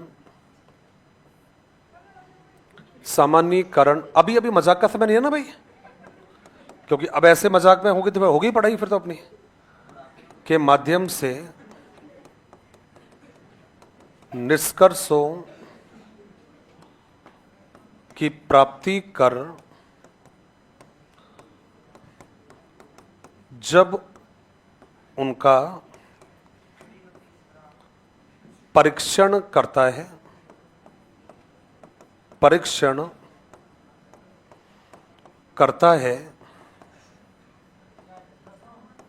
भाई देखो, निष्कर्ष पहले लिखा था, पहले उसको मैंने निष्कर्षों बना दिया था बाद में। पहले मैंने केवल, अभी बता देते हैं एक बार, सारा ही बता देता हूं, दोबारा बोल देता हूं एक बार। हमने लिखा था कि भाई, दोबारा बोल रहा हूं, जब कोई शिक्षक कक्षा में अपनी विषय वस्तु को विभिन्न उदाहरणों, दृष्टांतों, उद्धरणों के माध्यम से प्रस्तुत करता है तथा बालक मानसिक क्रियाओं कोमा सामान्यीकरण के माध्यम से निष्कर्षों की प्राप्ति कर जब उनका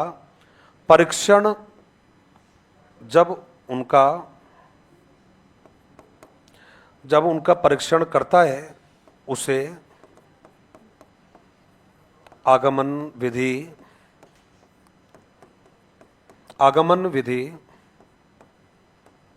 कहते हैं। आगमन विधि कहते हैं। तो साइकोलॉजी तो आपकी कंप्लीट हो गई थी ना, आप बता रहे थे। कितना बाकी है? 3-4 टॉपिक है।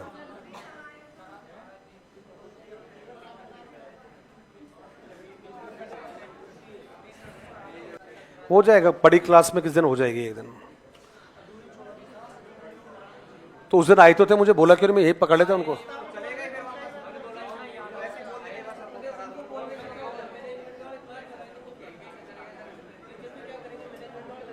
वाजिब बात है, वाजिब बात है। नेक्स्ट वापस लेना है।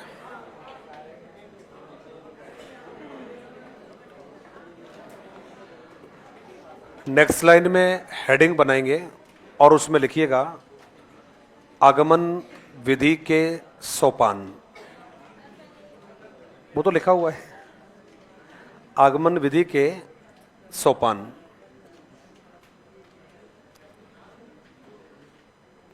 आगमन विधि के सोपान। सोपान बोल दो, चरण बोल दो, प्रक्रिया बोल दो, घटक बोल दो, अंग बोल दो, है ना। इंग्लिश में तो एक ही नाम आता है ना, steps of the inductive method. Change करूं या नहीं करूं अभी? नेक्स्ट लाइन में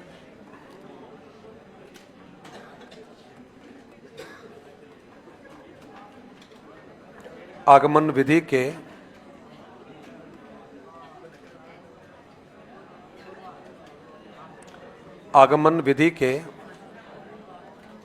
देखो, आवाज आप करोगे ये मेरी समझ से बाहर है ना। फिर तो मुझे बता दो, फिर मैं भी फिर मस्ती में पढ़ाऊं, फिर मैं क्यों ध्यान दूं ज्यादा पढ़ाने में। तो मैं अभी सीरियस होकर पढ़ा रहा हूं, आप लोग बातें कर रहे हो, मजाक कर रहे हो, ऐसे मजा नहीं आएगा फिर, है ना।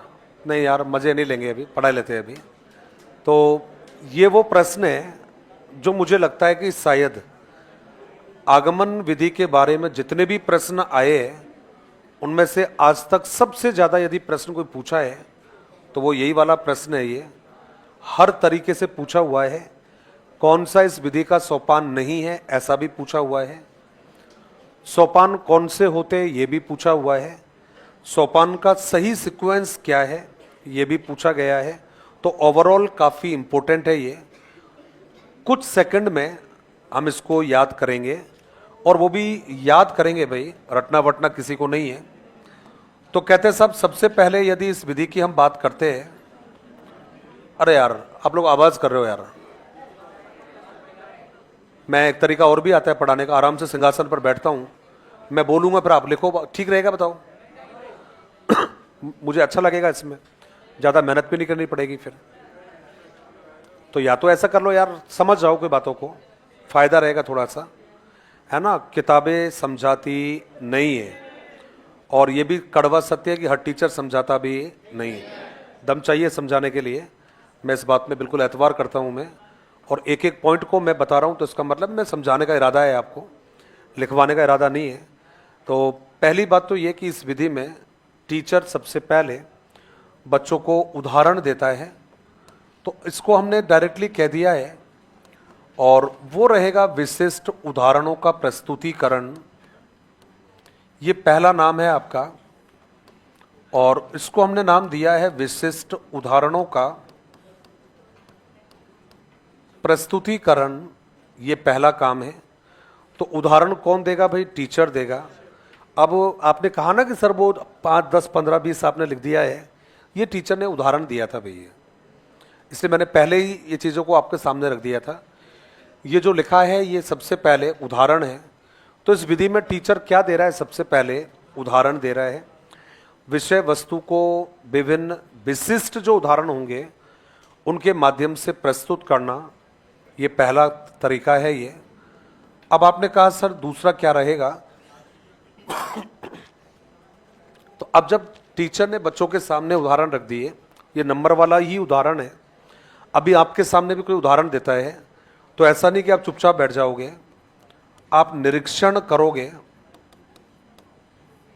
तो यहां पर हमने लिख दिया है सेकंड वाला, और ये सेकंड जो नाम है आपका, इसी को हमने नाम दिया है निरीक्षण करना।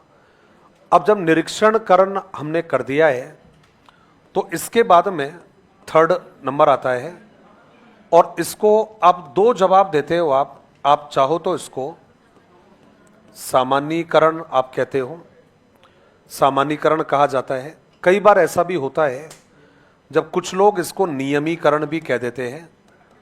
तो ये सामान्यीकरण चलेगा, ये नियमीकरण भी चलेगा।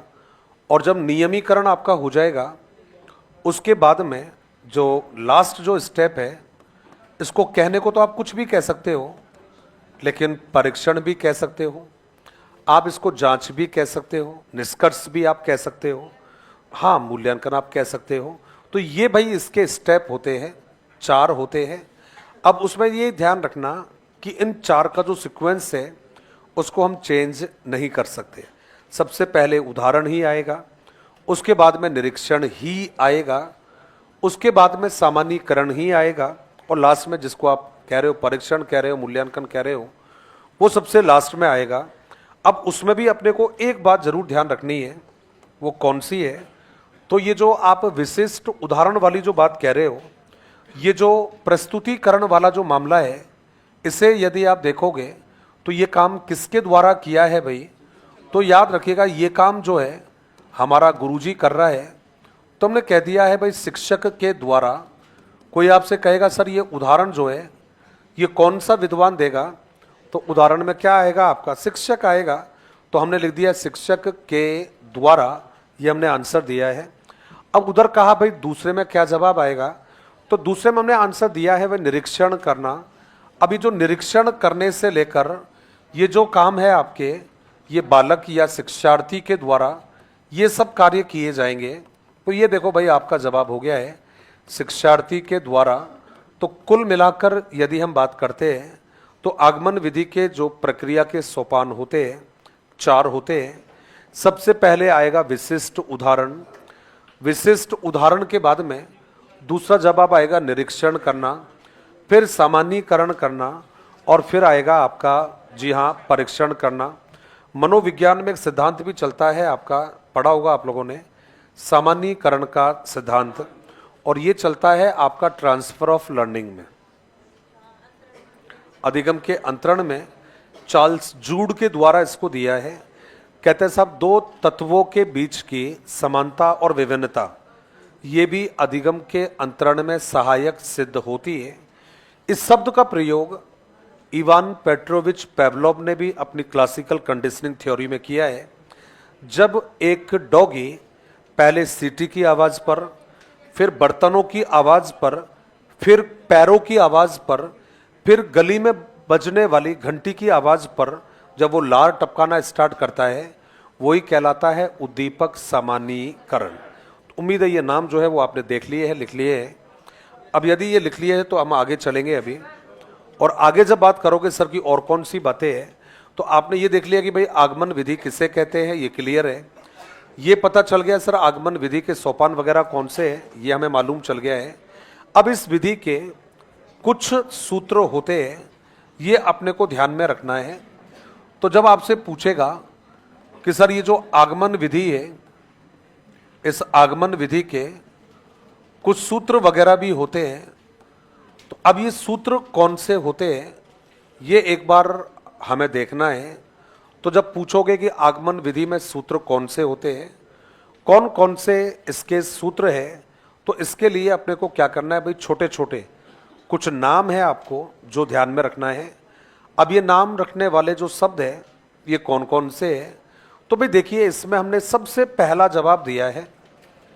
और सबसे पहला जो जवाब है तो भाई देखो आप ही को पता है, पहले इसमें क्या बताए हैं, उदाहरण दिए हैं आपने, और उदाहरणों के आधार पर इसमें क्या खोजे है भाई, नियम खोजे हैं। अब आप दूसरा जवाब बताइए, ये जो उदाहरण है ये कैसे होते हैं, विशिष्ट। आपने कहा सर विशिष्ट कैसे है, सर बताओ एक बार। भाई बात करेंगे ना, मैंने कह दिया आप थोड़ी मानो कि भाई साहब ने कह दिया मान लेंगे। संख्याओं के उदाहरण है ये, है ना। किसके उदाहरण है ये, संख्याओं के उदाहरण है। संख्या तो एक भी होता है ना भाई, दो भी होता है, लेकिन इसने एक दो तो नहीं लिया भाई, इसने तीन भी नहीं लिया, इसने तो चार भी नहीं लिया, पांच भी नहीं लिया, 6 7 8 भी नहीं लिया है, डायरेक्ट लिया है 15 लिया है इसने तो। फिर डायरेक्ट 25 को लिया है, फिर 35 को लिया है, 45 को लिया है।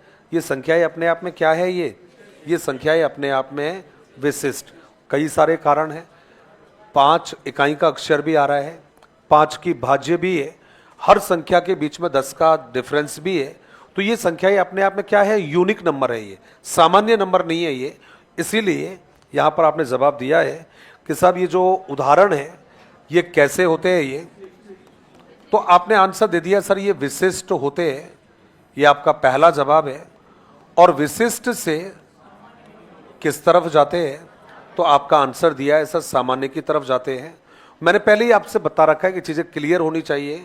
मेरा ऐसा मानना है कि जो उदाहरण आपके वहां पर लिखे थे ये उदाहरण आपको दिख रहे हैं, आपको ये उदाहरण आपको दिख रहे थे, और जो चीजें आपको दिखती है, देख सकते हो, दिखाई देती है, वो होती है ज्ञात। और नियम बच्चे को मालूम नहीं थे, जब ये नंबर लिखे थे तब बच्चे को नियम मालूम नहीं थे। बच्चे ने इन संख्याओं के आधार पर निरीक्षण करते हुए, सामान्यीकरण करते हुए बच्चे ने नियम निकाले हैं, निष्कर्ष बच्चे ने निकाले हैं। इसलिए ज्ञात से अज्ञात, मतलब बच्चे को नियम पहले से मालूम नहीं थे, बच्चे ने क्या किया है, उनको मालूम किया है, पता किया है उनको, तो हो गया है आपका ज्ञात से अज्ञात की तरफ हो गया है। आपने कहा सर ठीक है, और बताइए और क्या रहेगा। तो भाई देखो ये बड़ा क्लियर सी बात है, ये कोई इसमें बड़ी बात नहीं है। जहां ज्ञात होगा वहां मूर्त होगा ही होगा, उसमें कहीं कोई दिक्कत नहीं है। तो हम लिखे तो भी ठीक है और हम ना लिखे तो भी ठीक है। ज्ञात चीजें हमेशा मूर्त होती है और अज्ञात चीजें हमेशा अमूर्त होती है। बस इनके अलावा, मतलब ये जो फर्स्ट सेकंड थर्ड फोर वाला लिखे ना लिखे कोई फर्क नहीं पड़ रहा, क्योंकि थर्ड जिसको मालूम है उसको फोर्थ मालूम है। हमें ये ध्यान रखना है कि सब जो चीजें ज्ञात होती है, मान लेते हैं जो चीजें दिख रही है वो चीजें आकार वाली होती है, क्योंकि दिखने वाली चीजें कभी बिना आकार के हो ही नहीं सकती। जो चीजें आप देख रहे हो इसका मतलब आकार है, उसका कोई स्वरूप है उसका, और जो नहीं दिख रहा है उसका कोई आकार नहीं होता है। इसलिए यहां पर बनेगा स्थूल से, ये आपका आंसर हो गया है, स्थूल से सूक्ष्म। अब देखो साहब एग्जैक्टली तो यही है। अब इसमें सरल से जटिल दुनिया भर के अड़ंगेबाजी लिखो, वो सूत्र में आते हैं, वो शिक्षण के सामान्य सूत्रों में आते हैं। आगमन विधि के सूत्र आपके सामने हैं। पहला है उदाहरण से नियम, उदाहरण से,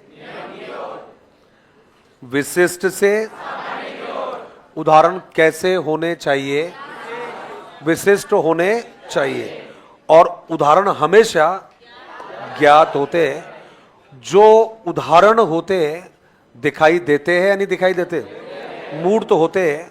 और जो चीजें मूर्त होती है उनका आकार भी होता है, स्थूल होती है, और स्थूल से सूक्ष्म की ओर। हालचाल कैसे,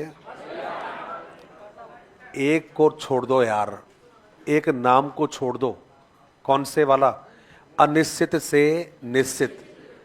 अनिश्चित से निश्चित सारे शिक्षण के सूत्र होते हैं। क्यों छोड़ दो इसको? क्योंकि ये नाम थोड़ा सा नेगेटिव दिखता है, जो होता तो यही है, अनिश्चित से निश्चित। बाकी अमूमन गलती करके आते हैं कि निश्चित से अनिश्चित, लेकिन निश्चित से अनिश्चित नहीं होता है, अनिश्चित से निश्चित।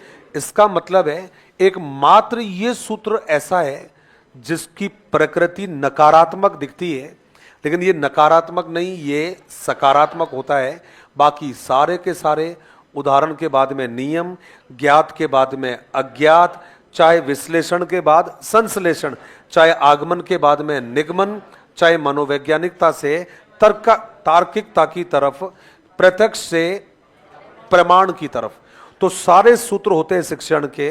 बस एक को ध्यान रख लेना कि निश्चित से अनिश्चित नहीं होता है, अनिश्चित से निश्चित। बाकी सारे शिक्षण सूत्र आसान होते हैं। तो अब जल्दी से इनको आप हेडिंग बनाकर लिखेंगे, आगमन विधि के सूत्र लिख लिए? ओ भाई साहब, चलो जिन्होंने नहीं लिखे वो लिख लो एक बार।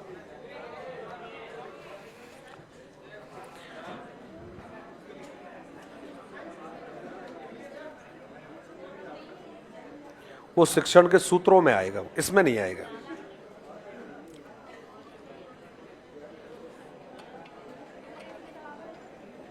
चलाएंगे मैडम? जरूर चलाएंगे। हाँ जी, बोलो भाई। मेरे हालचाल, ना किसी के अभाव में जीते हैं, ना किसी के दबाव में जीते हैं, जीते हैं तो बस खुद के हाल में जीते हैं। ना दर्द ना तकलीफ तो क्या खाक मजा है जीने में।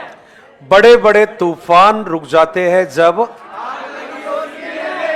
ओए तेरी तो ज्यादा मत लगा लेना, वरना लोग बीड़ी जलाने काम में लेंगे। बोला इधर आ, बोला बीड़ी है ना, ऐसे नहीं भाई। हाँ हाँ यार, ये भी बात है, किसी के काम बेचारा, किसी के काम तो आएंगे, है ना। लड़के किसी के काम नहीं आते भाई, है ना। अरे यार, सबके काम आते फिर भी किसी के काम। तू किसी काम का नहीं है, लड़कों को बोलते हैं। कभी किसी लड़की को बोला तू किसी काम की नहीं है? हैं? कभी बोला क्या आपको? नहीं बोला होगा। ये तो हमें बोलते हैं तू किसी काम का, घर में भी बोलते हैं, कहीं बाहर जाओ वहां भी बोलते हैं तू किसी काम का नहीं है। हाँ भाई, चलो आ जाओ, वापस आ जाओ। और जल्दी से नेक्स्ट जो लाइन है, आगमन जो विधि है आपकी, इस आगमन विधि में एक लास्ट बात आपको ध्यान रखनी है, फिर इसके गुण और इसके अवगुण आएंगे। एक प्रश्न कौन से वाला? शिक्षण के सूत्र आपने पढ़े थोड़ी है पहले कहीं पे भी? नहीं, मेरी बात नहीं करो, मुझे तो पता है, मैंने तो नहीं पढ़ाया है आपको। तो अभी एक काम करते हैं, बीच में तो नहीं लिखवाऊंगा उनको मैं, इस विधि को कंप्लीट करके लिखवाएंगे फिर, वरना बीच में तो क्या मिक्स कर जाओगे, वरना आप लोग यहां नहीं लिखेंगे बीच में उसको। तो आपने आंसर दिया कि सर आगमन जो विधि है इसके बारे में तो नहीं पूछा है, लेकिन जो निगमन विधि है उसके बारे में एक प्रश्न आया था, बहुत बार आया है, रीट में भी आया है कि सर आगमन विधि के निगमन विधि के कितने भेद कितने प्रकार होते हैं। तो ठीक वैसे ही चूंकि निगमन के भेद होते हैं, निगमन के प्रकार होते हैं, इसलिए मजबूरी में इसके भी प्रकार बताने पड़ते हैं कि साहब आगमन विधि के भी भेद होते हैं, आगमन विधि के भी प्रकार होते हैं, और इसके जो भेद और प्रकार होते हैं उन्हें हम दो भागों में बांटते हैं। दो भाग कौन कौन से होते हैं? तो पहला जो नाम है इसका, इस पे तो हम नाम बताते हैं कि सर सबसे पहले होता है प्रयोग और दूसरे का नाम होता है सहयोग। याद रखना, बात में अभी बता रहा हूं मैं। आगमन जो विधि है इसके दो भेद, दो प्रकार होते हैं। डायरेक्टली प्रश्न पूछा जाएगा कि सब आगमन विधि के भेद कितने होते हैं, ऑप्शन मिलेगा 2, 3, 4, 5 ऐसे करके मिलेगा। तो अपने को ध्यान रखना भी कितने होते हैं, 2 होते हैं। 2 में कौन कौन से होते हैं, प्रयोग और सहयोग। अब सवाल ये उठता है कि सर प्रयोग किसे कहते हैं और सहयोग किसे कहते हैं। ज़्यादा दिमाग पर लोड किसी को लेना नहीं है, इतना ध्यान रख लेना जो आगमन है वही प्रयोग है। मैं रिपीट कर रहा हूं, जो आगमन है वही प्रयोग है, सहयोग थोड़ा सा अलग है। तो आपने कहा सर एक कैसे है बताइए। अरे दादा, जैसे आगमन में अलग से उदाहरण देते हैं वैसे ही प्रयोग में अलग से उदाहरण देते हैं। आगमन में क्या होता है, बच्चे को उदाहरण दिया है, बच्चा निरीक्षण करेगा, सामान्यीकरण करेगा, निष्कर्ष निकालेगा, वो के वही काम किस में होता है, प्रयोग में होता है। बच्चे को उदाहरण दिए जाते हैं, बच्चे को निरीक्षण करवाया जाता है, बच्चा सामान्यीकरण करता है और बच्चा फिर कहाँ पहुँच जाता है, तो बच्चा निष्कर्ष तक पहुँच जाता है। तो प्रयोग में हमने एक लाइन लिखी है, कहते हैं साहब इसे आगमन का ही प्रतिरूप माना जाता है, प्रतिरूप माना जाता है। मतलब जो काम आगमन कर रहा है वही आपका प्रयोग कर रहा है। अब अलग जवाब है आपका सहयोग। इसमें क्या मिलेगा, तो कहते हैं साहब इसमें शिक्षक अलग से उदाहरण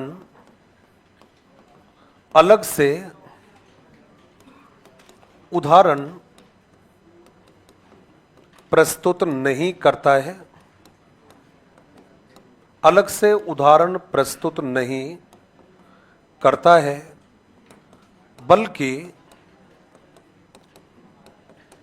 शिक्षण के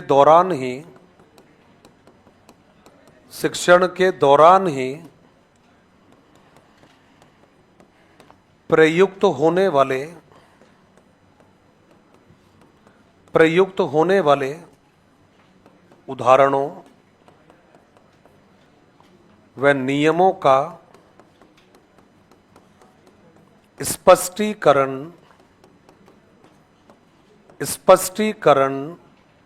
करता है। अब हम कैसे कम शब्दों में याद करेंगे, पहले में अलग से उदाहरण देते हैं और दूसरे में अलग से उदाहरण नहीं देते हैं, बस बात खत्म। यदि प्रयोग है तो अलग से उदाहरण दोगे और सहयोग है तो आपको अलग से उदाहरण देने की आवश्यकता नहीं है। और कुलदीप सर क्या हाल चाल है, तुझे क्या पता यार, है ना, तू कौन सा चेक करके आया यार अभी। और कुलदीप सर क्या हाल चाल है आपके, नदियों के पार कब के गए हो, सच में बताओ। हमारे कुलदीप के पास वो खजाना है जो किसी के पास नहीं है।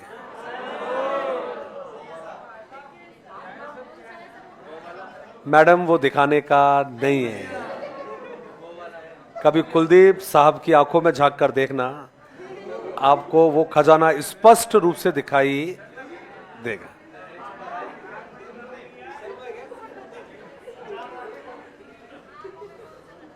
यही तो बात होती है ना मैडम,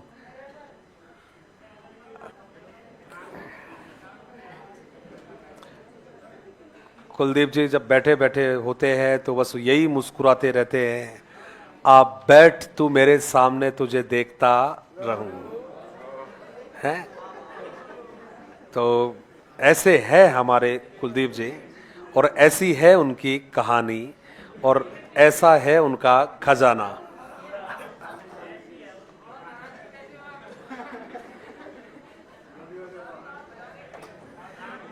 ये लिख लिया कि भाई आप लोगों ने, चलिए आगे जल्दी से आ जाते हैं। और अब इसका जो अंतिम जो इसके पायदान है उसकी तरफ आ गए हम लोग, क्योंकि अभी हम बात कर रहे हैं इसके समीक्षा के बारे में, और समीक्षा में आएंगे इसके गुण एवं दोष। चले आगे। नेक्स्ट लाइन में हेडिंग बना दीजिएगा आगमन विधि के गुण। आगमन विधि के गुण।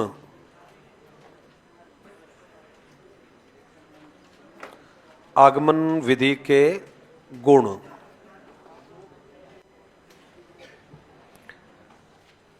आगमन विधि के गुण। चले, आज फ्राइडे है, बड़ा अच्छा दिन है।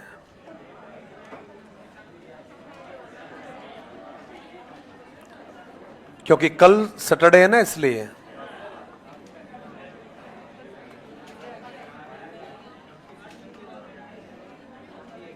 बस अब इस विधि के गुण हैं, उनको हम पढ़ेंगे। और जब आप इसके गुणों के बारे में पढ़ोगे, छोटे से नाम हैं जिनको एक एक करके आपको सुनते हुए चलना है। कर लो बेटाओ, पहले बात ही कर लो। पहले पढ़ाई का क्या है, वो तो थोड़ी देर बाद में भी हो जाएगी। वो तो हालचाल कैसे है आप लोगों के? आप लोग बढ़िया हो, है ना? कोई दीन दुनिया से लेना देना ही नहीं है ना। ऐसे बैठे रहते हैं जैसे कोई तीर्थ पे जाते हैं ना, तो तीर्थ वालों की बस होती है, वो सब ऐसे ही होते हैं, है ना। कोई ऐसे बैठा होता है, कोई ऐसे बैठा होता है। तो मतलब ऐसे सारे के सारे तीर्थ यात्री बैठे हो, है ना। तो आज ये तीर्थ वाली बस कहाँ जाएगी? कुंभ जा रही है? कहाँ जा रही है? कुंभ जा रही है। तो अच्छा, नहीं जाओगे? मतलब सही है। मतलब एक बात मेरे को बहुत अच्छा लगा, मेरे को आपकी क्लास में मैंने आप लोगों को सबको नोटिस किया मैंने, मतलब सब अपनी दुनिया में मस्त है, किसी को किसी से कोई लेना देना नहीं है। हमारे वो खोपचे में बैठे देखो वहां पर, वो वहीं पर मुस्कुरा लेते हैं, वो वहीं पर बात कर लेते हैं, वहीं पर चर्चा हो जाती है। भाड़ में जाए बोला है ना। आप कुछ भी कह सकते हो आप लोग। जैसे अब मान लो ये वाली लाइन वाले, इनको किसी से कोई मतलब नहीं है, इनको किसी से कोई लेना देना नहीं है। वहां कुंभ के यात्री बैठे, वो तो कह रहे है ना।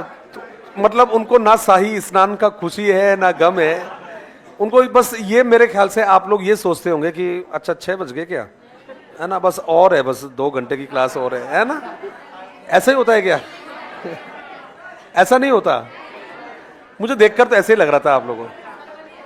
ऐसा लगता है जैसे वो पहले छोटे क्लास अब होती थी ना, तो छोटी क्लास अब होती थी तो माता पिता बच्चों को लेकर आते थे और बेटा बैठ जा, है ना, लाकर बिठा दिया।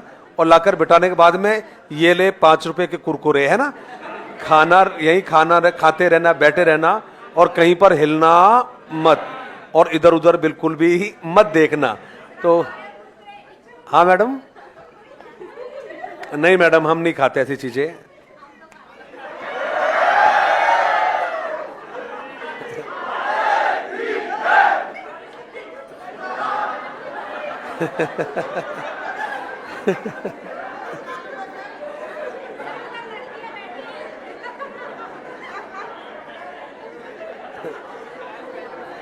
चलिए अच्छा है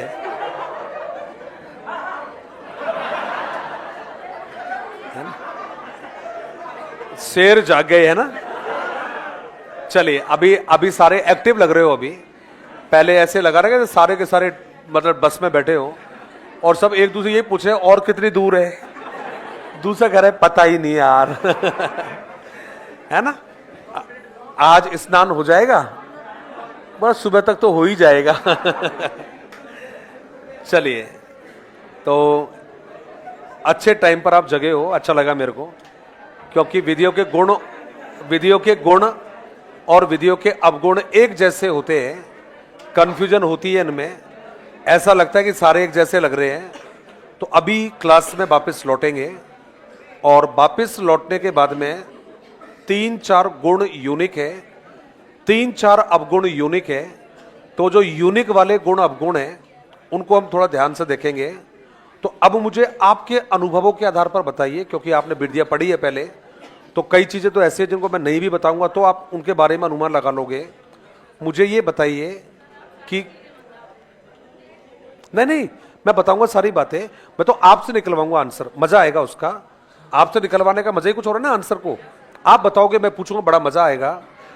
इस विधि में बालक एक्टिव रहता है या नहीं रहता है?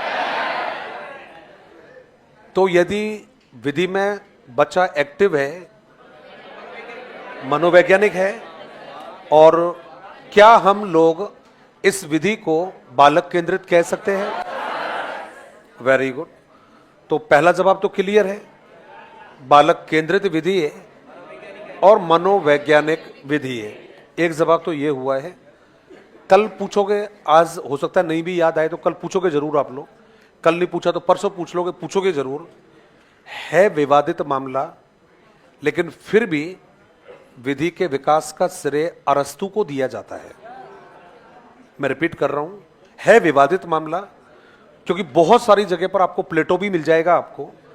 तो फिर भी यदि एक जवाब मुझसे पूछोगे तो जवाब रहेगा विधि के विकास का श्रेय अरस्तु को दिया जाता है।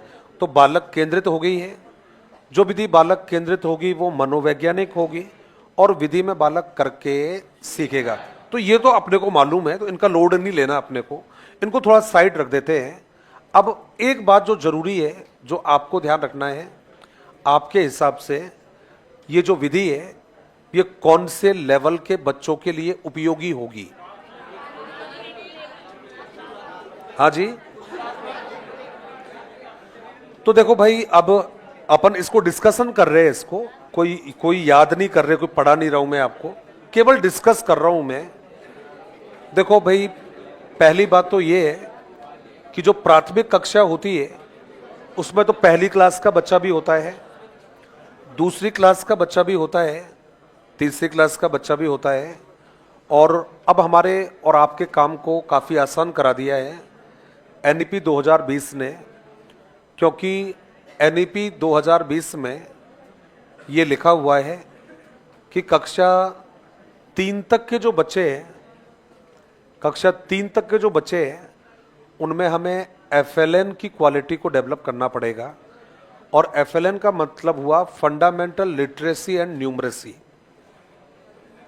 Fundamental literacy and numeracy. तो आप कहोगे सर ये क्या बीमारी आ गई है? ये बीमारी कुछ भी नहीं है। इसका मतलब है कक्षा 3 तक के बच्चों को जब हम सिखाएंगे तो एनईपी के अनुसार एक टीचर का ये कर्तव्य होना चाहिए कि उस बच्चे को भाषा की समझ और संख्याओं का ज्ञान हो। अब भाषा ज्ञान किसे कहोगे? बुनियादी साक्षरता किसे कहोगे? जिस बच्चे को लिखना, पढ़ना और पढ़े और लिखे हुए को समझना आ जाए, बच्चे को संख्या को पहचानना आ जाए, उसे आपने नाम दिया है बुनियादी साक्षरता और संख्या ज्ञान। अब मेरे तमाम जो विद्वान साथी क्लास में बैठे हो, आप मुझे बताइए, सरकार तो एनईपी के माध्यम से कह रही है कि कक्षा 3 तक का जो बच्चा है यदि केवल लिखना, पढ़ना, समझना ये काम कर ले तो समझ जाना कि वो साक्षर बन गया है।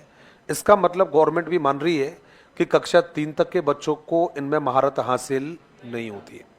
अब दूसरा तरीका आप बताइए, निरीक्षण करने की एबिलिटी छोटे बच्चों में तो नहीं होती है और शैशवावस्था के बच्चों में भी नहीं होती, जिनकी एज 5 साल तक हो जाती है। फिर उसके बाद में आप मुझे बताइए, जीन पियाजे को यदि पढ़ा होगा आप लोगों ने, तो जीन पियाजे को यदि पढ़ा है तो आपको पक्का पता होगा कि बच्चों में संरक्षण करने की एबिलिटी, संरक्षण करने की एबिलिटी कौन सी एज में विकसित होती है?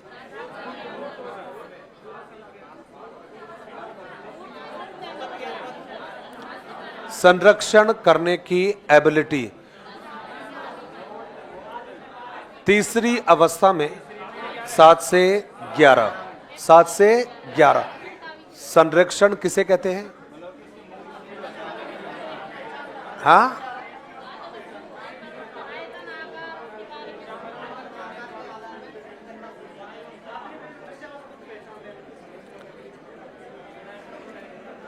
संरक्षण का मतलब हुआ कि यदि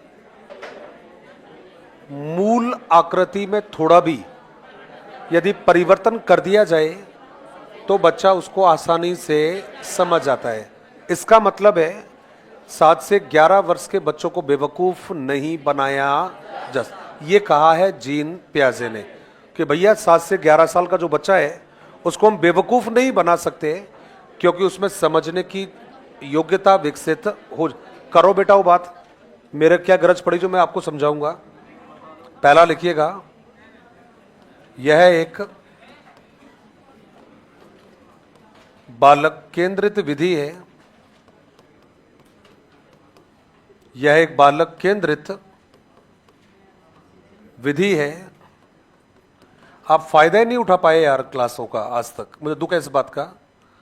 मतलब जबरदस्त मेरे को ये कई बार परेशान करता है कि एक टीचर जो आपको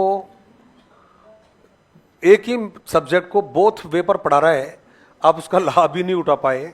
बड़ा अजीब लगा मेरे को ये, जिसकी प्रकृति मतलब शिक्षण विधि के उदाहरणों को मनोविज्ञान से क्लियर करवा रहा है, आप फायदे नहीं उठा पाए। और ये जो शब्द जो थे मैं बोल रहा हूँ, ये सारे के सारे शब्द एग्जाम में आए हुए हैं ये, और मैं मेरी क्लास में वही उदाहरण यूज करता हूँ, वही उदाहरण यूज करता हूँ जो परीक्षाओं में आता है। मैं वो नहीं करता जो मुझे आता है, मैं वो यूज नहीं करता जो आपको नहीं आता है, मैं वही टर्म यूज करता हूँ जो सब्जेक्टों में आती है। लेकिन दिक्कत ये हो गई क्योंकि आपको सीधे दौड़ना पसंद है, लेकिन सीधे दौड़ने से जनाबे आली मंजिलें मिला नहीं करती। लेकिन मैं फिर भी नुकसान तो नहीं होने दूंगा, टेंशन क्यों लेते हो यार। जिसकी प्रकृति मनोवैज्ञानिक होती है, जिसकी प्रकृति मनोवैज्ञानिक होती है, जिसकी प्रकृति मनोवैज्ञानिक होती है, ये पहला आंसर है। दूसरा हमने लिखा है कि सब यह विधि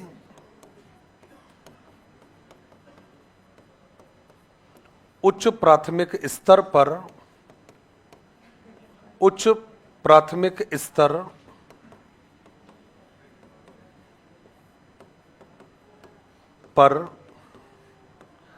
गणित शिक्षण की, अरे रुक जा यार, क्यों नौटंकी कर रहा है। तो ये नहीं समझा बेवकूफ आदमी रात को शाम के समय ऐसा नहीं करते क्यों? मतलब ये भी तो कॉमन सेंस नहीं तेरे को कि ये कितना दोष लगता है इसका। गधे तू यहां पढ़ रहा है, लेकिन इसका दोष घर वालों को भी लगता है इसको। ये रोने की कैटेगरी में आते हैं, क्रंदन बोलते हैं इसको, और वास्तव जाकर पढ़ना इसको कि इसका मतलब क्या होता है इसका। यह विधि उच्च, ऐसे पता है क्या डॉगी रोते हैं रात को, समझते नहीं कोई बात को। मतलब इतना भी क्या होश आवाज को ना, आपको ये नहीं पता आप कर क्या रहे हो आप। यह विधि उच्च प्राथमिक स्तर पर गणित शिक्षण की उपयोगी विधि है। थोड़ा सा मेच्योरिटी दिखाओ यार, मैं कर क्या रहा हूं, मैं क्या रहा हूं। अब ऐसा सुनने के बाद में बड़ा अच्छा लगता होगा आपको, पता नहीं कैसे मिट्टी के बने हो। धन्यवाद, जय हिंद, जय भारत।